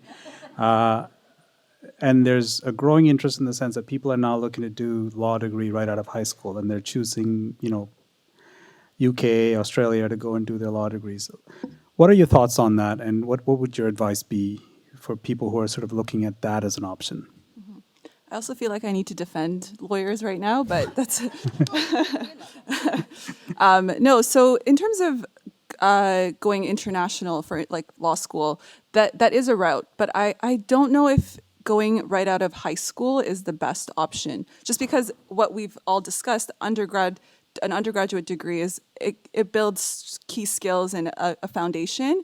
And it's obviously harder when you come back. So unless your plan is to practice in, say, the UK or in Australia, then it might be a viable option for you to go right out of high school. But if the ultimate goal is to come back here and practice law, then it might not be the greatest option. But there are still amazing international schools that you can still go to after undergrad as well. So it's there. I've known a lot of lawyers that have an international degree. Obviously, it's a little bit harder to come back and to get licensed in Ontario or in a Canadian province. There are certain tests that you have to take, but it is an option. And I forgot to say that I do have an American degree as well. So I have an American law degree and a Canadian law degree. And that was just to have options, right? So it does have its pros and cons. Obviously, it's more expensive to do an international school. You have to factor that in. But it depends on what your ultimate goal is and what you want to do with that law degree. Great advice. Thank you so much. Now, maybe I'll have Yalni and Gauri chime in here. And Siva, given your experience with dealing with students from a post-secondary institutional level, is our education designed for all types of learners? There are many smart kids who don't make it to the universities or drop out. What is your thought on this, and what options are available for them? Also, keeping in mind kids with special needs, how are they handled through the system, and what are the resources available when it comes to graduate studies? Maybe, Siva, you can take that latter part, and then I'll come back to Yalni and Gauri, if that's okay. For sure. So folks will know that there are actually a couple of schools that are here tabling today, and that's definitely something that you can ask directly themselves. But all post-secondary institutions, college, universities, typically they do have an entire division that's dedicated to student accessibility services. So if you are, or if you know someone that requires accommodations or support, and you are looking into those, you can directly reach out to those departments, and based on your needs, they will provide you the adequate accommodation they are required to. And at least in my time, as I mentioned, it was over the course of a decade.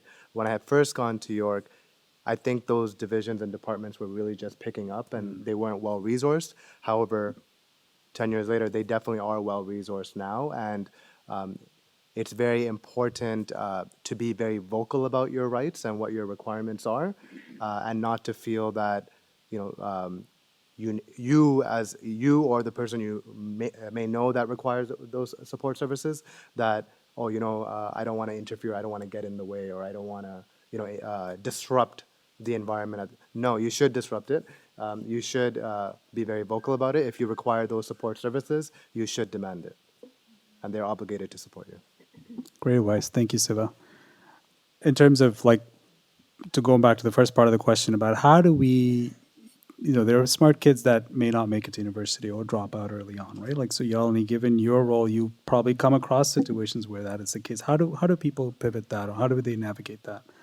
That's a really important question. And I think, especially given the context of the pandemic, we've seen added stress to students. We've seen that students that were maybe already struggling, maybe already felt unseen and unsupported in the school system, because oftentimes we celebrate the kids that make it to the honor roll. We celebrate the kids that get an award at graduation, but there's still a large population of students that are very smart.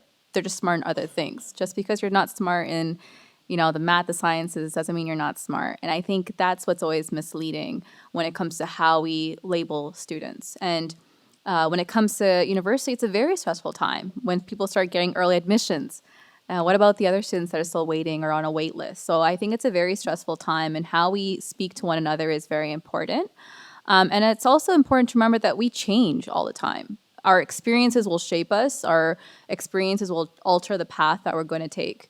And it's okay to grow from that. And I think whenever I speak to high school students, I say, I think it's really unfair that there's this pressure to have it all figured out at that age when you're still learning about who you are and who your authentic self is. I found that about myself in my 20s. So it took a long time for me to find out what I wanted to do. So I'm definitely one of those students. Like my brother knew from a young age he wanted to be a doctor, and he's a doctor. But with me, I kind of wanted to always follow it depended on what was happening in my life at that time. So when stuff was happening back home, I thought, okay, human rights, that's what I wanted to do. But once I was doing poli-sci, I really didn't like it. And unlike you, Nikki, I didn't have the courage to switch out, so I stuck through it for 4 years. And at that same university, they had an arts management co-op program, but I never had the courage to pursue it, even though I knew I wanted to go towards the arts management side of things and arts advocacy side of things. And after university, I pursued it at Humber College. So, you know, it depends on what's happening in your life too. And I think it's about finding out who you are and what you need to do and having the courage to kind of pursue it. And I think it's really important that there's two ways, there's two ways of looking at it. Sometimes we're so focused on one goal that we kind of miss all the stuff that's happening here. But those are also opportunities for us to pursue. When I went through something personal that really, with my cyberbullying incident, I was getting rape threats. I was getting acid attack threats. I was so scared to leave my house. But once I overcame that, I started thinking about, well, how do students in our schools, how do they feel safe? What about, supports we have for students in schools that are going through something similar? And then that led me to this path. So our experiences shape us. They make us stronger. And I speak to the students that may not have the honor roll or the awards. It doesn't mean anything at this point because you're just at, the first journey of a long journey to go. And that doesn't mean that it's the end of your journey. It's just the start. And there's so many people here that have stories of resilience. And so I really hope that you don't feel that there isn't a spot for you out there. Yeah, that's really great. I'll pick up on that point. Where you need to have your options kept open. So I experienced that in high school. I felt like I wasn't the best student per se. I think I did eventually make the honor roll, but I wasn't the best student. I wasn't that great at math. I was mediocre on science. And God knows why I picked biology as a degree, because it's one of the harder degrees where you have to go to labs and then you have to go to class and then you have to balance the two. It's double the time of a business major. But yeah, there are times where you feel like a failure, and it's really striving to move forward, which helped me. And that failure is almost an internal failure. You feel like there's an internal dialogue that goes in your mind about, hey, I'm not good enough. I'm not at par with my cousin or my mom's friend or somebody in the community that's doing so well. I'm not that great. But there's so much opportunity. There's a place for you. There's a place for your skill sets, whatever you choose to do, whether it's college, whether it's university. It's really finding that place for yourself, and you're not going to know. We're still going through that journey. I think I can speak for everybody in this panel. We're not at our final stage. We're experts in the fact that we really didn't know what we were going to do, and we ended up here. Failure is part of the journey, and really revisiting things to come out of your comfort zone and using those failures to push you forward in other successes is how you move forward. And it's really tough. There is this mental aspect as well. We talk about it here in Canada. We don't talk about it in our community as much, where we really struggle when we fail because it's seen as a huge bad thing, and nobody talks about it because failure is not an option in our community or in our family. Everyone struggles with that. Don't think any one of us is perfect. You just have to choose to move forward, choose to move in the direction that makes the most sense to you. And so that you've done an extensive work in this area with Cantide and whatnot, like what advice would you have for people who are here who, university and college isn't their best option, or if they don't make it, what are their options? I think a lot of people have shared how to explore your passion, looking at co-op opportunities, volunteering opportunities. I'm a big believer of volunteering. I continue to find ways to volunteer. It gives me energy, it gives me purpose, I thought when high schools brought the need to volunteer as sort of the thing for graduation, that was the best policy that somebody made up. So it might seem like a lot of work, and you may it's another thing for you to do, but be curious, be open-minded to what comes through those things.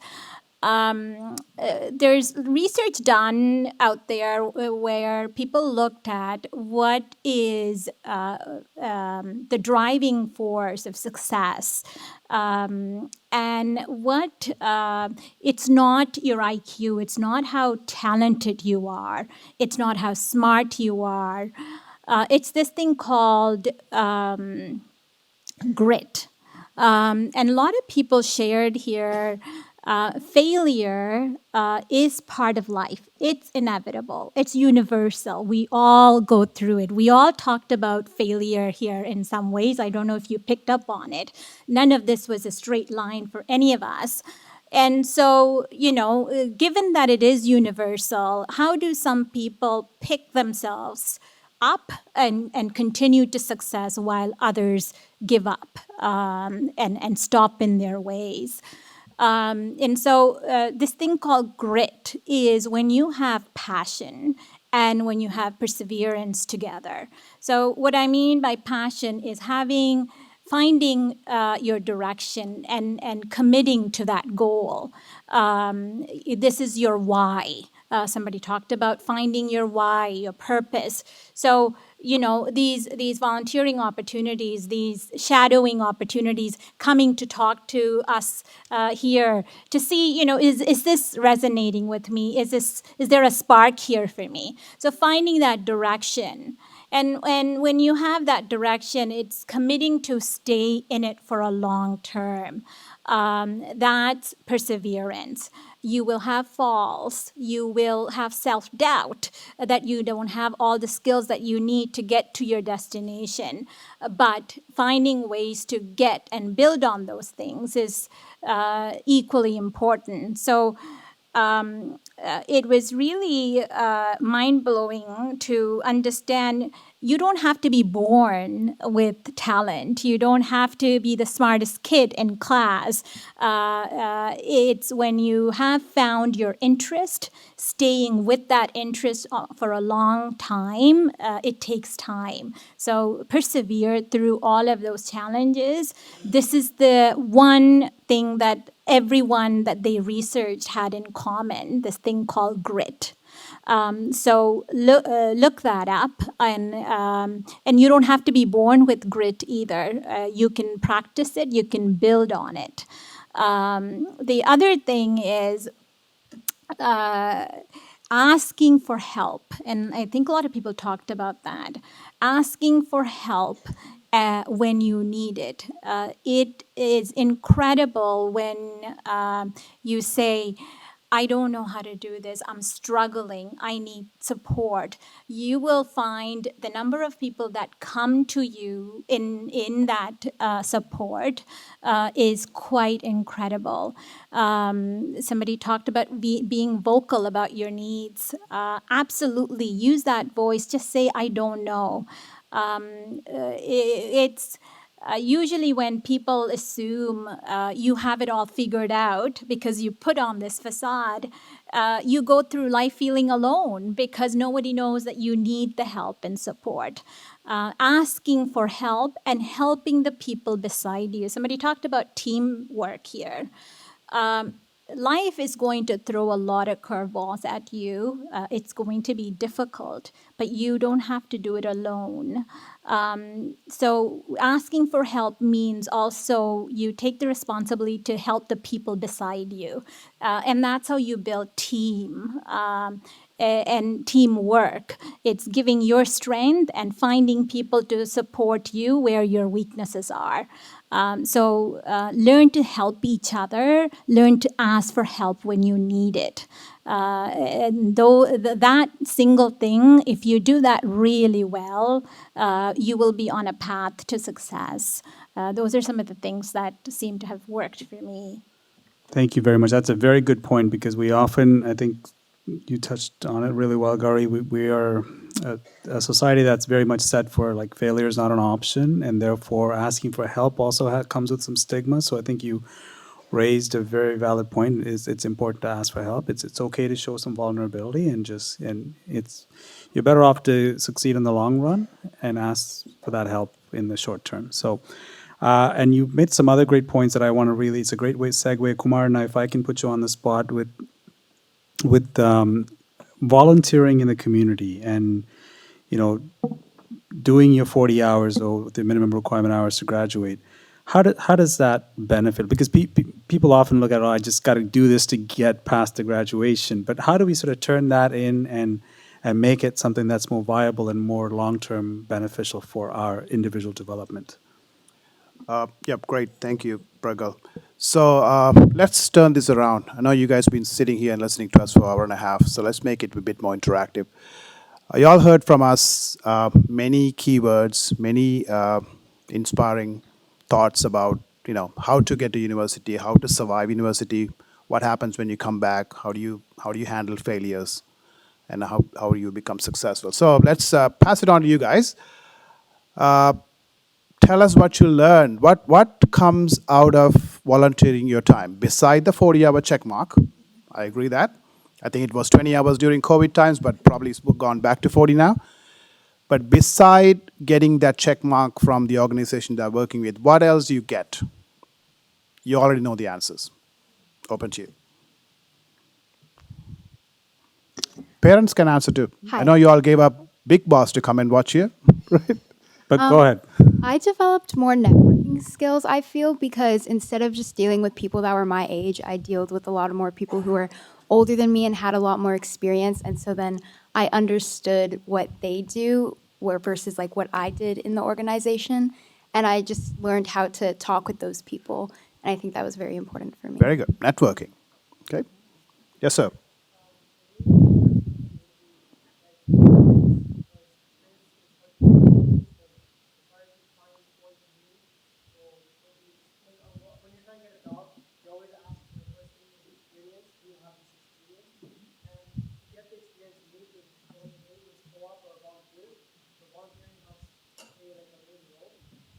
Very good. Yep.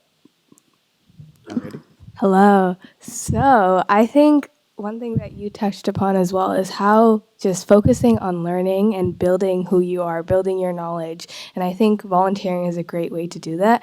And I think a shift that I got from this is sometimes I focus on, building volunteer opportunities that sound fancy, that are decorated, but sometimes it's those opportunities that can give you the most growth. Another thing that I learned is volunteering is like your first taste of responsibility because it's like the first dip you can do into doing something in the real world.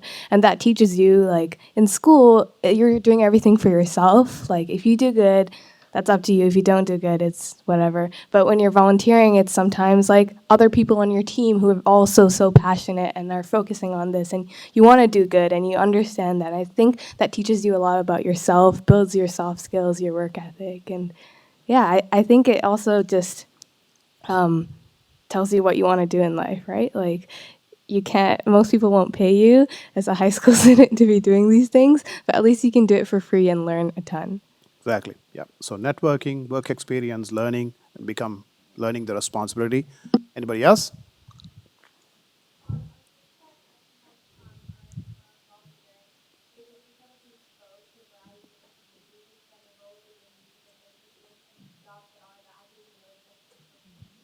Exactly. It allows you to go out of your comfort zone and learn something new, right? So that way volunteering will give you that taste of, okay, what am I good at? Like you mentioned about, lean on your strengths. So if you can identify your strengths early on, then you can lean on it very easily, right? So great, you guys answered the question. So see, so that's another advice or a technique that you all can use is when you don't know the answer, use the strength of the people around you. That's what I just did, right? So you all answered for me. Thank you for that. That's a great strategy. I'm going to use that one the next time. When I don't know the answer, I'm just going to say, what do you think? That's amazing. Thank you, Kumarna. and I'm watching the Slido, and you may note that I'm not asking you a question because there's already organically answers flowing for some of those questions. So I'm hoping you're happy with that. And there are also some questions on Slido that I would highly encourage you to stay behind and connect with the individuals and ask those questions directly. So that's a great opportunity for you to network with them as well. So that's what's happening. I'm not ignoring your questions. I'm just making sure that they're either answered or you have an opportunity to ask later.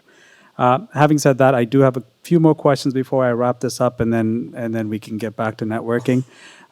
Nadia and maybe Salvin, if you can answer, how do you best prepare for university or college application? And Arthi, if I can maybe just have you sit beside Raj, and I'm just going to punt the next question over to you, if that's okay. Go ahead. Okay, so the university application process basically starts from grade 11. Okay, so once you go into grade 9 and 10, you're choosing a stream, whether that's academic or whether that's applied. And the academic stream allows you to advance into the university preparation transition. And then if you're doing the applied stream, you can go into the college programs.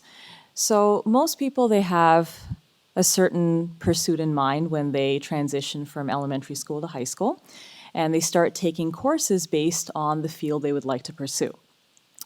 And if that's sciences, that means you start taking courses from grade 9 and 10 with the academic sciences, and then 11 and 12, you'll start branching off into biochemistry and physics, and same goes with business, arts, and social sciences.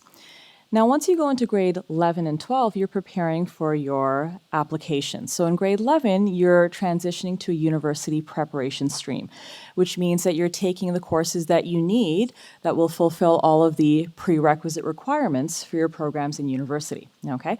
So it's important at this point to do as much research as possible. Okay, so as they were talking about with the grit and the pursuit of, your passion and what you'd like to pursue, it's important to know what your field of interest is, what you're passionate about, and what you'd like to pursue in the future.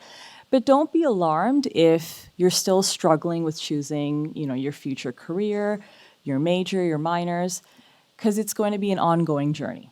Okay, and most people think that when you start university, the program that you go into must be the program that you complete, graduate, and then pursue a field of interest, which may not happen, okay? So most people usually realize that once you start university and you take your compulsory and elective courses that you gain exposure into that field. And like many people say, once you start taking certain courses, you might realize that that's not the field you want to pursue. And you only realize that once you start taking those courses and you have that exposure to that field. Another important thing is if you're interested, we always encourage students to take co-op options, especially in grade 11 and 12, 1 credit, 2 credit co-op options, which again give you exposure into the work field, allow you to network, and of course meet employers. Another important thing to keep in mind with the application process is make sure you're aware of all the deadlines, do your research ahead of time. So once you start, so I know most students are in grade 11 and 12 that are here with us today. Once you're in grade 12, just make sure you work with the deadlines. So make sure you talk to your guidance counselors, talk to your teachers, visit university fairs, have meets with third and fourth year students at a university of your choice. So gain a deeper understanding of what your program and university life will look like before you actually start in first year. So in grade 12, you're going to start the application process. I know most people by now will be receiving their pins from their guidance counselors. And you'll start opening up the applications. You'll be looking at programs. And you can check online. So good sites would be einfo.ca. You can always visit the university website, look at the prerequisites and the requirements for your programs as they are changing every year. Look at the applicants. So another important thing to note is that if your program is highly competitive or it has limited enrollment, it's really important to apply at the earliest possible. So if you want early admission, you want to make sure that first intake, your application goes in and that they review your application and you'll receive conditional offers at the earliest possible time. And another important thing to look at is, so you're applying, you want to make sure that you complete everything within that deadline. So for most students, that's going to be mid-January will be the deadline to submit your university and college applications. Once you've submitted the application, a lot of universities require a supplementary form. They might require an interview. They might require a portfolio. So make sure that you have all that prepared ahead of time. And usually they give you a month or anywhere from 3 to 5 weeks to complete that. Now, the application process doesn't just depend on the the academic requirements. It also involves your extracurriculars, your volunteer work. All that goes into your community involvement, goes into your supplementary form, which is what they're going to use when it comes time to giving conditional offers.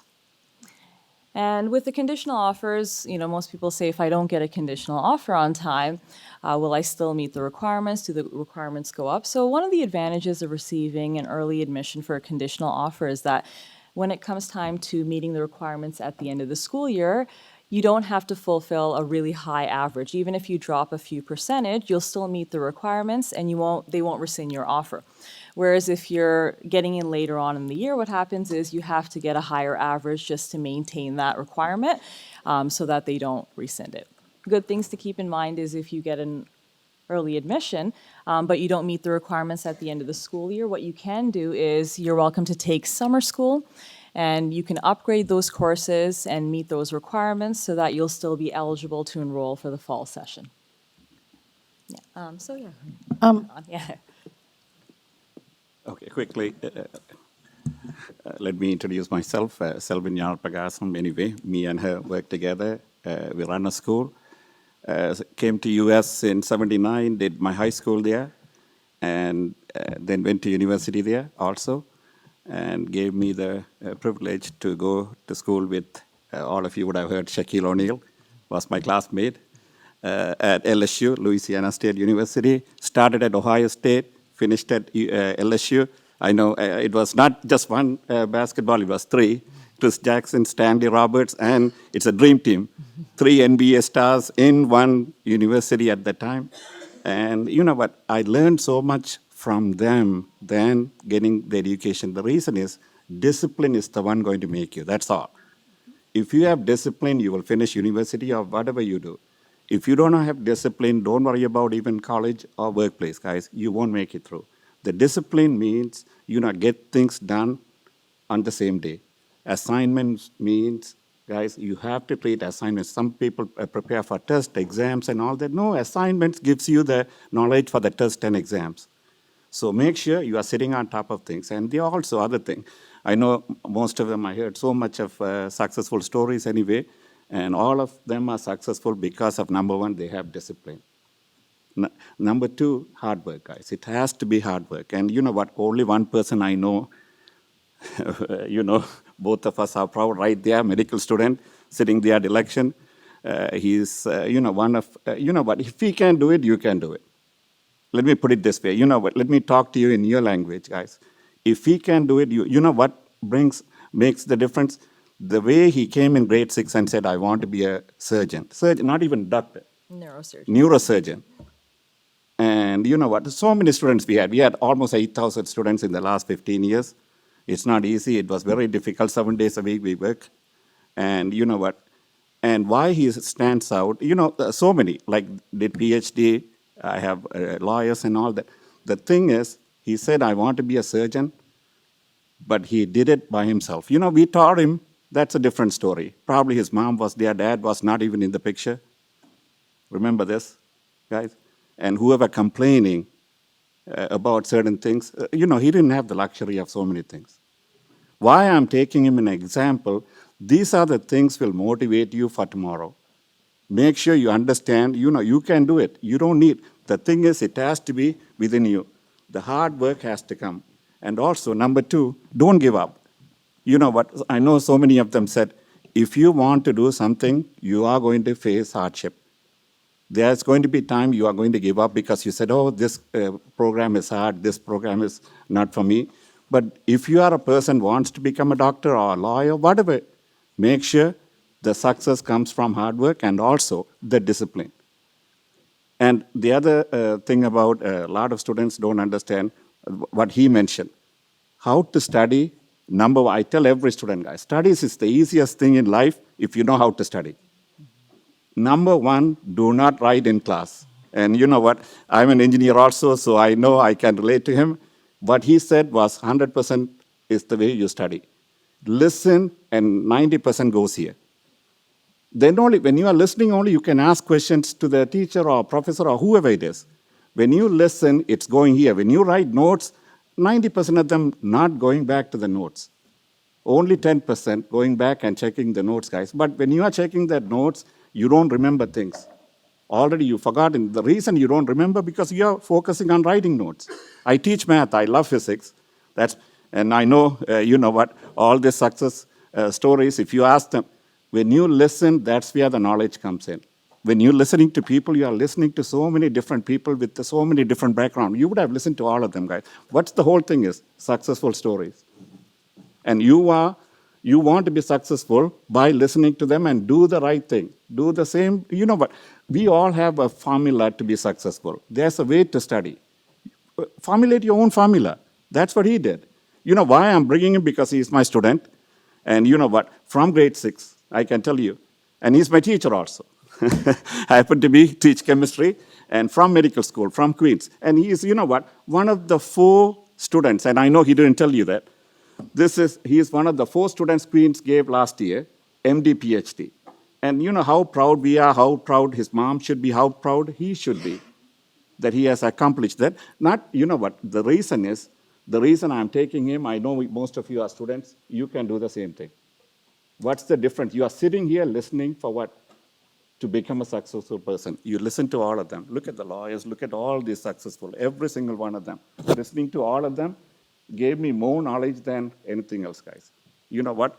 This is what, listen. And the thing is, make sure when you are listening, put it here.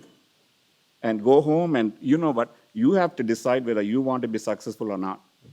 And it comes from hard work. That's all we can say. And also for university, when you apply, guys, just say you didn't get the admission that you want. There's something called second and third choices also. Look into that. All universities are same. Just like he mentioned, you know, he went to Carleton. Waterloo was his dream. But Carleton gave him the same background. Am I right or wrong? See? And the thing is, it's engineering. You know, you learn the foundation, fundamental. It doesn't matter where you are. How you are learning is the matter. Okay? Make sure, you know what, listen to the right people and do the right thing for you and your parents also. You know what, some parents are here, and that means, you know, they are showing so much interest in your studies also. Appreciate that.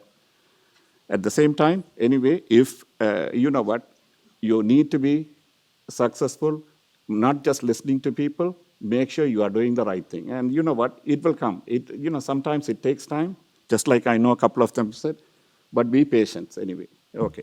So I just wanted to add on, because I know a lot of students might have this question.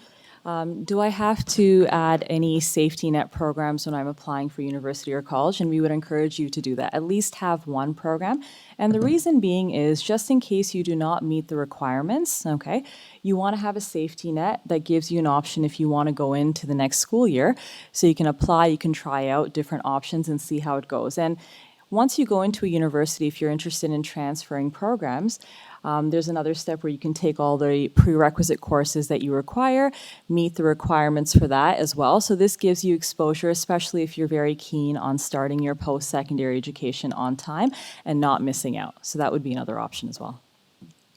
Can I add just one little thing? Absolutely. Given the great content that was shared, I will also add in that process between grade 11 and 12, when you're considering, I guess, places that you are interested in applying, do added research even there. Because to many, you may think, oh, U of T, Waterloo, Laurier, anyone.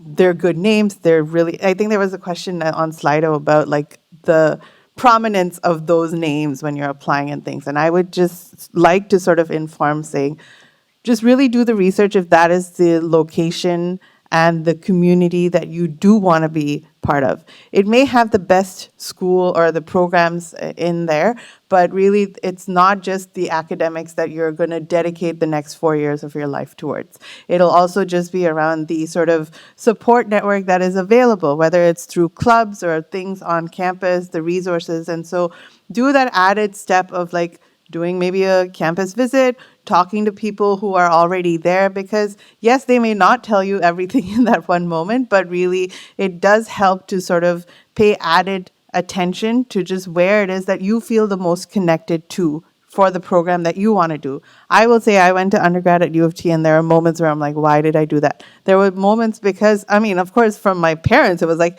oh, you're just going to go from home. Was that the best thing? Maybe not. But I do know that there were moments where I doubted, did I even want to be in astronomy, et cetera, et cetera. But then I persevered, I guess. I completed undergrad, and then I went to a very small university campus for my master's, and that's where I thrived because I had a really good mentor in the form of my supervisor. It was a smaller community where, again, you were all listened to. If you had any doubts or things, you could ask. But I didn't realize at the time that, that was maybe something I could have looked at even during undergrad, so that those 4 years of undergrad was also equally a good journey. So I think I'll just add to that point that was already mentioned of do the added research on where you want to go. Let me just add on to that because that was a really good point. So usually when people are applying to undergraduate programs, they apply to the big institutions, the top-ranking programs.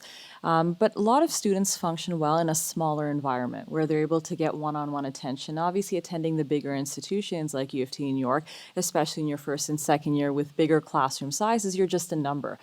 But newer universities like Ontario Tech and Trent University, their new Durham campus, where some of the classrooms are under 20 students, where you're able to get individual attention, students are thriving in that environment.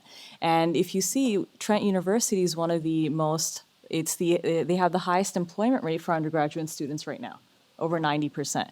So students are able to transition well from high school to first year and get a strong foundation there as well. Great points, and I think all of your comments combined really answered a number of questions on Slido, so thank you so much for that. That's really detailed and very helpful. Dalakshan and Arthi, perhaps, I just given your student life and kind of just entering the field right now, or about to enter the field, what questions did you ask yourself when you selected the university or the program? And I know Bhairavi just touched on a few points that she considered, but how did you folks sort of make that decision? Yeah, that's a great question. Usually, I think a lot of the panelists already mentioned a few things to think about when you're choosing a career and university and such, and I can reiterate some here.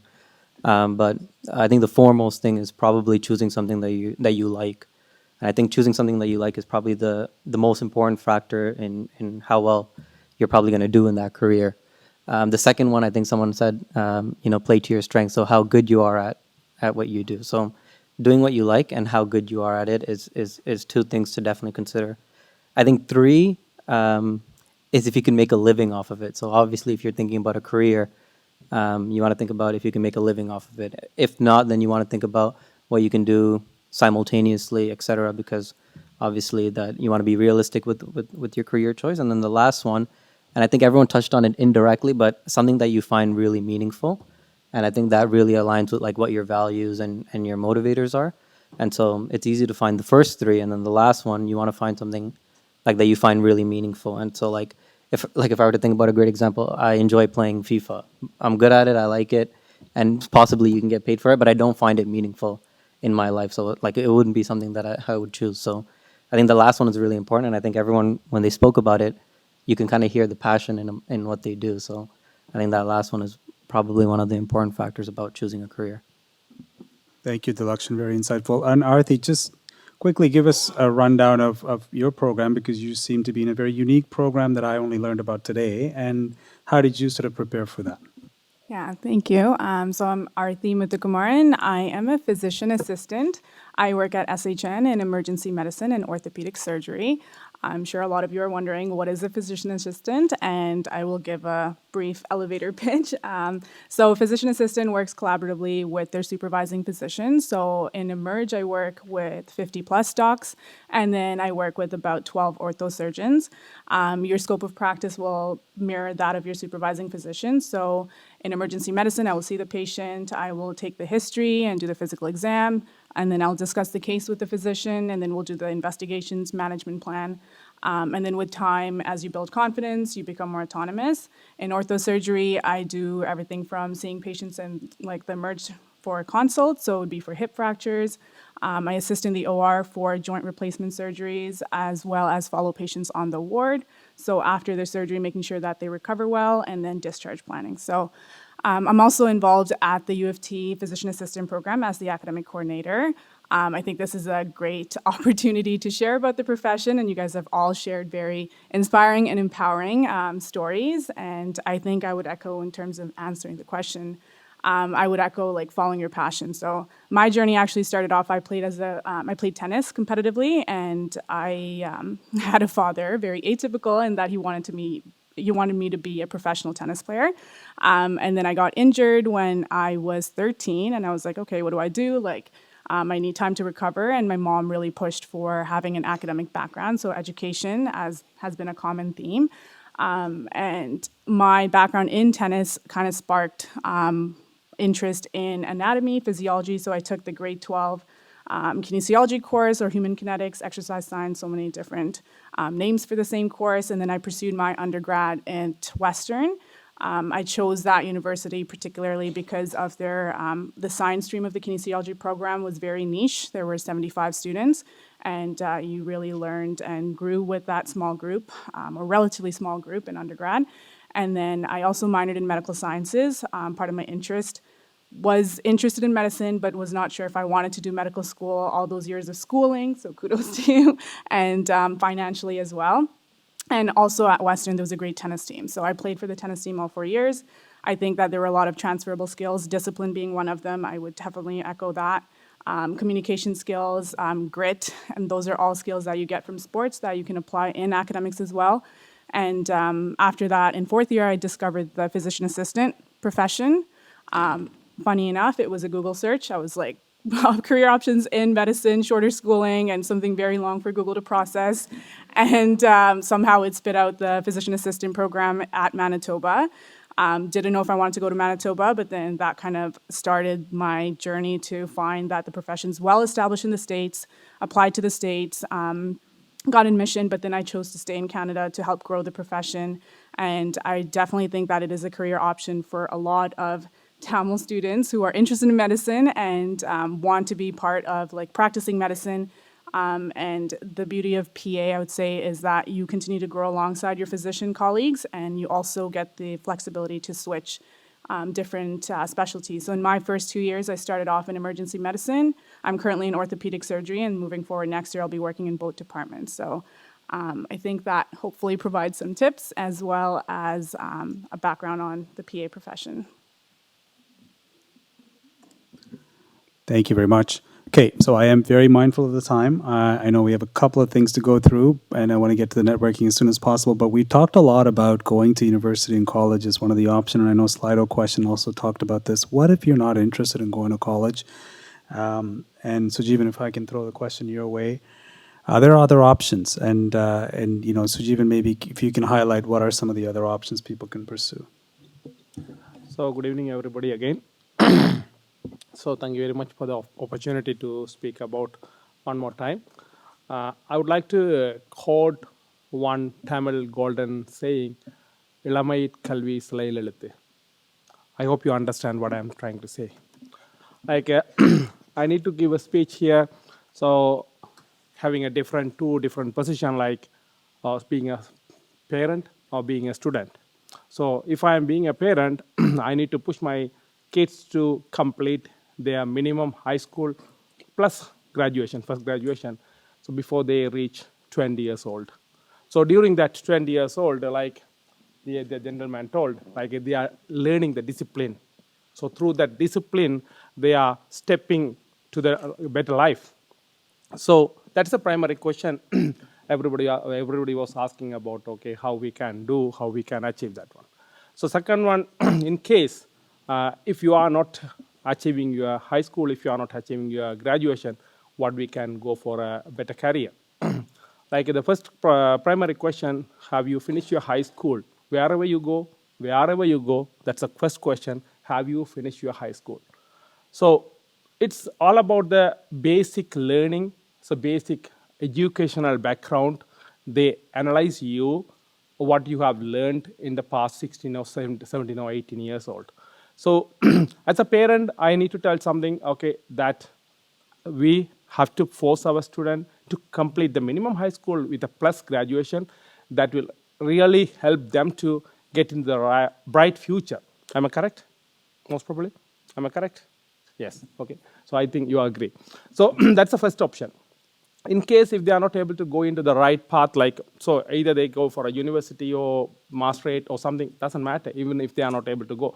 Like the Canadian job market or Canadian market, it has a bright future for the people who has really interested on the career basis. They don't need to go for the real academic. They can target or they can show their passion or they show their interest on the career oriented, where they can approach some of the colleges where they are giving the real skillful training. So through that training, they can get into the real job market. There they can get good job opportunities. So I have been working with the computer college for last 3 years, and I have seen so many people, they migrated from different countries, and they are adult. They are adult. They don't have any career, Canadian experience, but still they want to learn something in Canada as a first Canadian experience, and they get a good job. They got a good pay. They have a beautiful family lifestyle.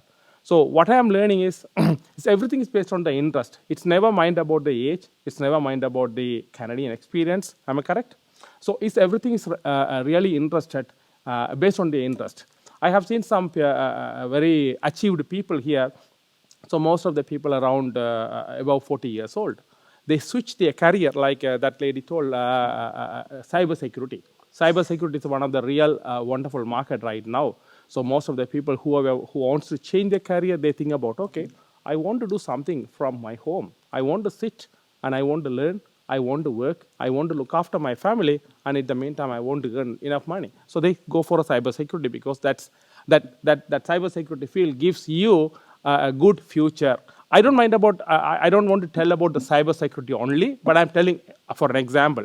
So it is all about the interest. But as a parent, I'm 45 years old. I need to tell you, so minimum, you have to complete your high school. Go for a graduation. So just go for any kind of degree, like your parent told. Do whatever you want, but please complete your degree. Please complete your degree. That's a minimum requirement. That through that for 20 years, education life, you are learning a lot of things. That learning thing, so bring the disciplinary that gentleman told. So I will be saying, I'm a senior education consultant, computer college. I have seen so many people. So some people, they are very late to study. Still they show their interest. Still they show their interest to study.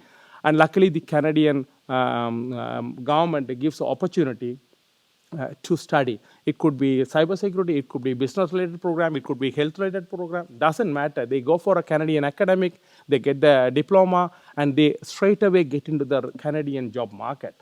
So if they can do that, and when they are about 30 years or 35 years or 40 years old, for sure, so a younger kid they can do. So before they get 25 years old, am I correct? So there are so many opportunities available here, and so they can utilize. That's what I can say. Is that correct, Amar? Thank you very much, Sujeevan. That's Okay, actually very very helpful and insightful. So yeah, it's not just colleges and university. There are other options as well. So if you are interested, there's trades. There's a lot of options, including some of the options you'll find at Computer College. So you can certainly connect with Sujeevan after as well. Now we're going to get to the fun part. I do have a couple of gift cards here. And our organizers are going to throw some Slido questions, and you're going to need to log into your Slido and answer them. And 2 names will be picked based on participation, right, Kasturi? And your gift cards are right here. Oh, there's 5 gifts. Ooh, this is even more interesting. I thought the boxes were for me. Never mind. Okay. All right, let's go. You guys ready? Everybody's got the Slido phone on? You have to be very quick, yes.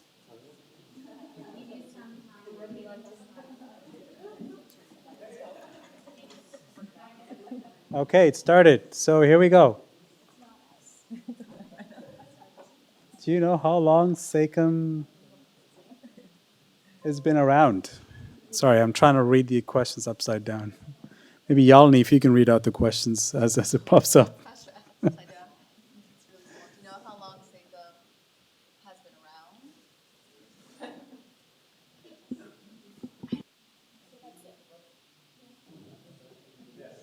So we have 5 gifts to give away. So the question is, do you know how long SACEM, which is Society for the Aid of Community Empowerment, has been around? There you go. Thank you. I appreciate the assistance because my neck is going to just give in a bit.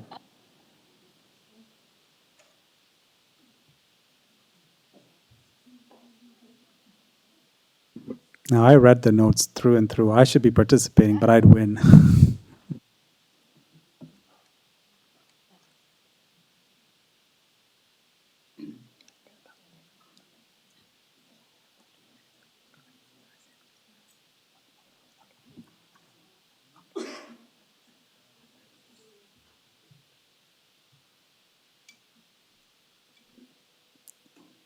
Are we on to question 2? Do you want to read question 2? The correct answer is 39 years. 39 years. I wasn't even born then. Which panelist is helping with the development of the Tamil Community Center? That's a trick question. Everyone is. Yeah, I think Siva's right. Everyone is responsible.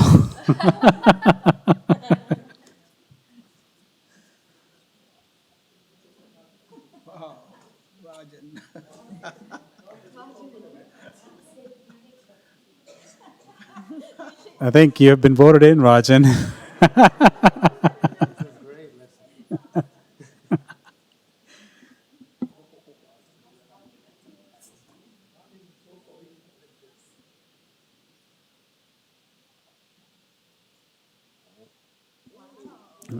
The correct All right. answer is Siva. Siva it is, but Rajan, I think this is your calling. Okay, next question. I can read that one. How did you hear about this event? Oh, there is no right answer, by the way. It's just participation. Those are the best marks in high school, participation. Yes, got that one.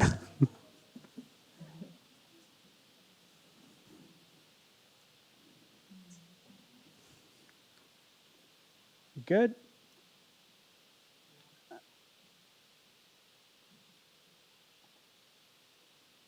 Oh, please, my job is dependent on this question, so please answer this really wisely. There's no right or wrong answer, so I'd say go for yes.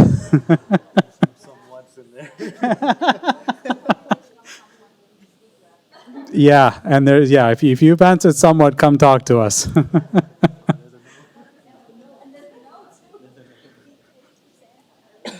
I really want to see this no person.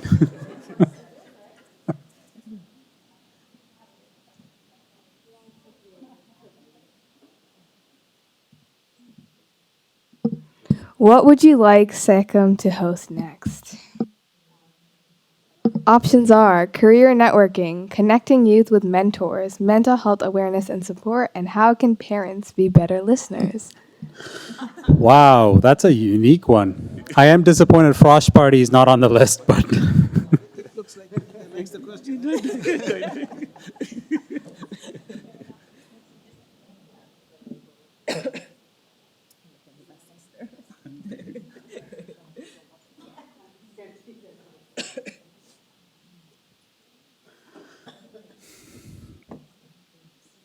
that's good. If I can vote, I'd vote for the last one. I think there's certainly an opportunity there for sure. As you would agree, Caroline, with piano lessons, right?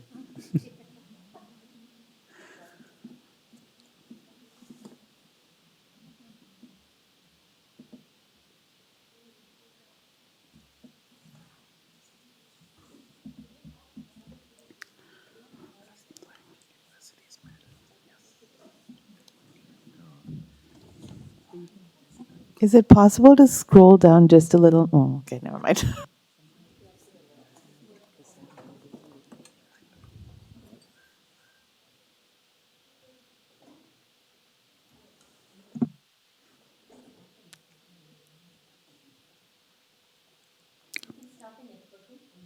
Okay, fantastic. So yes, that's amazing. So I do want to acknowledge a couple of people that were here but couldn't stay and they had to leave for other obligations. I want to thank our member of Provincial Parliament, Vijay Tanigasalam, for Scarborough Rouge Park was here. And he had to leave, but we want to thank Vijay for showing his presence and appreciate him showing up. And I also want to thank Juanita Nathan, who's the newly elected councillor for Ward 7 in Markham, who is also in the audience as well. So thank you, Juanita, for joining us. I think she left as well. So with those, I would like to now, once again, thank you for all your valuable contributions, all the panelists. I know I didn't get to all the questions. Okay, great. I know I didn't get to all the questions, and I know I didn't get to all of you at some point, but I was trying to sort of navigate the questions based on the answers we provided. So thank you all. This is amazing. So let's go through the names. Actually, let's do the photo first, if that's okay. Is that what you, yeah, okay. And then I will announce the names, and then you'll feel free to come over here, network with them, talk to folks. There's also booths outside that are some are still open, so feel free to do as you please. So go ahead. Thank you. Maybe you want the panelists all together? Okay, great. Yeah. And the names, Kasturi, I can do that while they do the photo. Yeah. Go ahead, please. Okay, so the winners are Tubarka. Dwaraka. Hey. Please go up and redeem your prize. Gift card? The next The box. Welcome. Oh. The next winner is Vasavi. Then me, Tirka, then Mira, and Anita. Hey.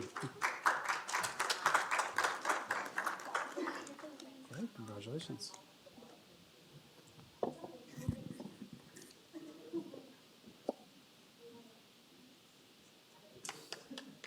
Awesome work. Good job. Congratulations. And the cards, yes. There you are. Good job. Thanks for helping, by the way.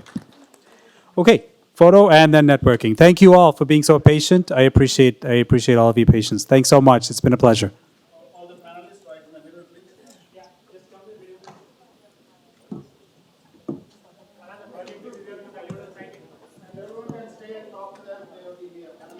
Yeah, the panelists will be here, so please do stay behind and feel free to reach out to them, okay?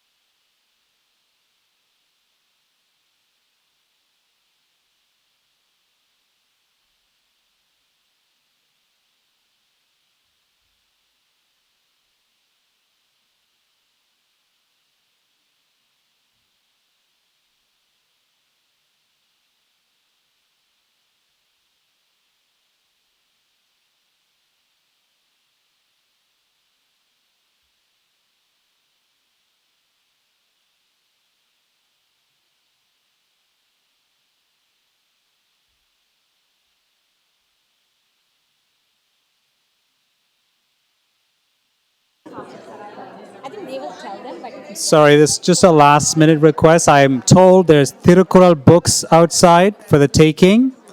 Nominal donation is encouraged if you take one of them. There are some Tirukural books outside.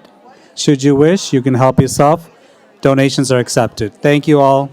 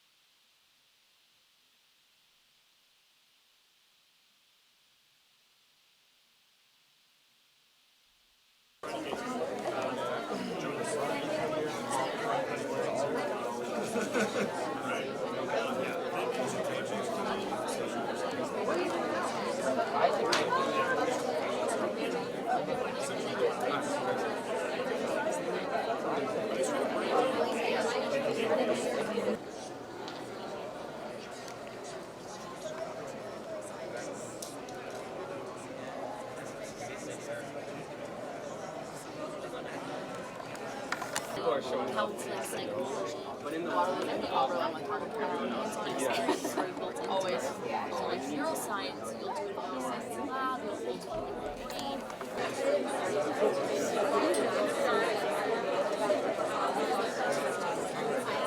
There's a few other people on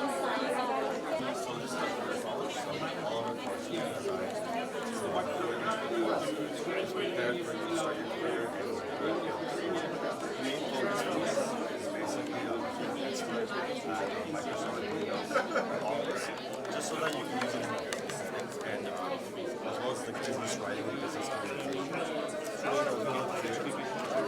It has like good insights and practice.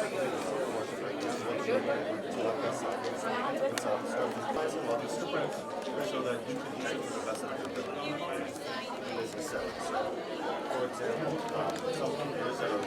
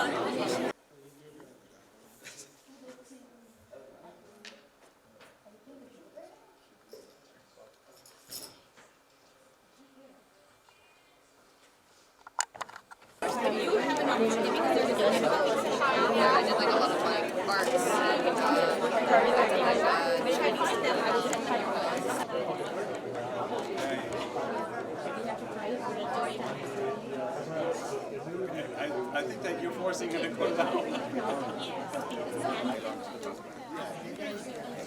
don't even think about it.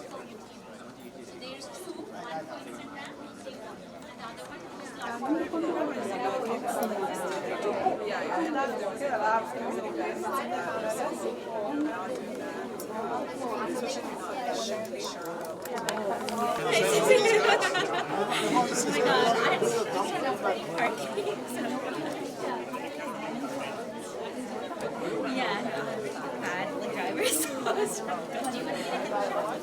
Sure. Janani, she's one of our speakers. Janani, hi. We just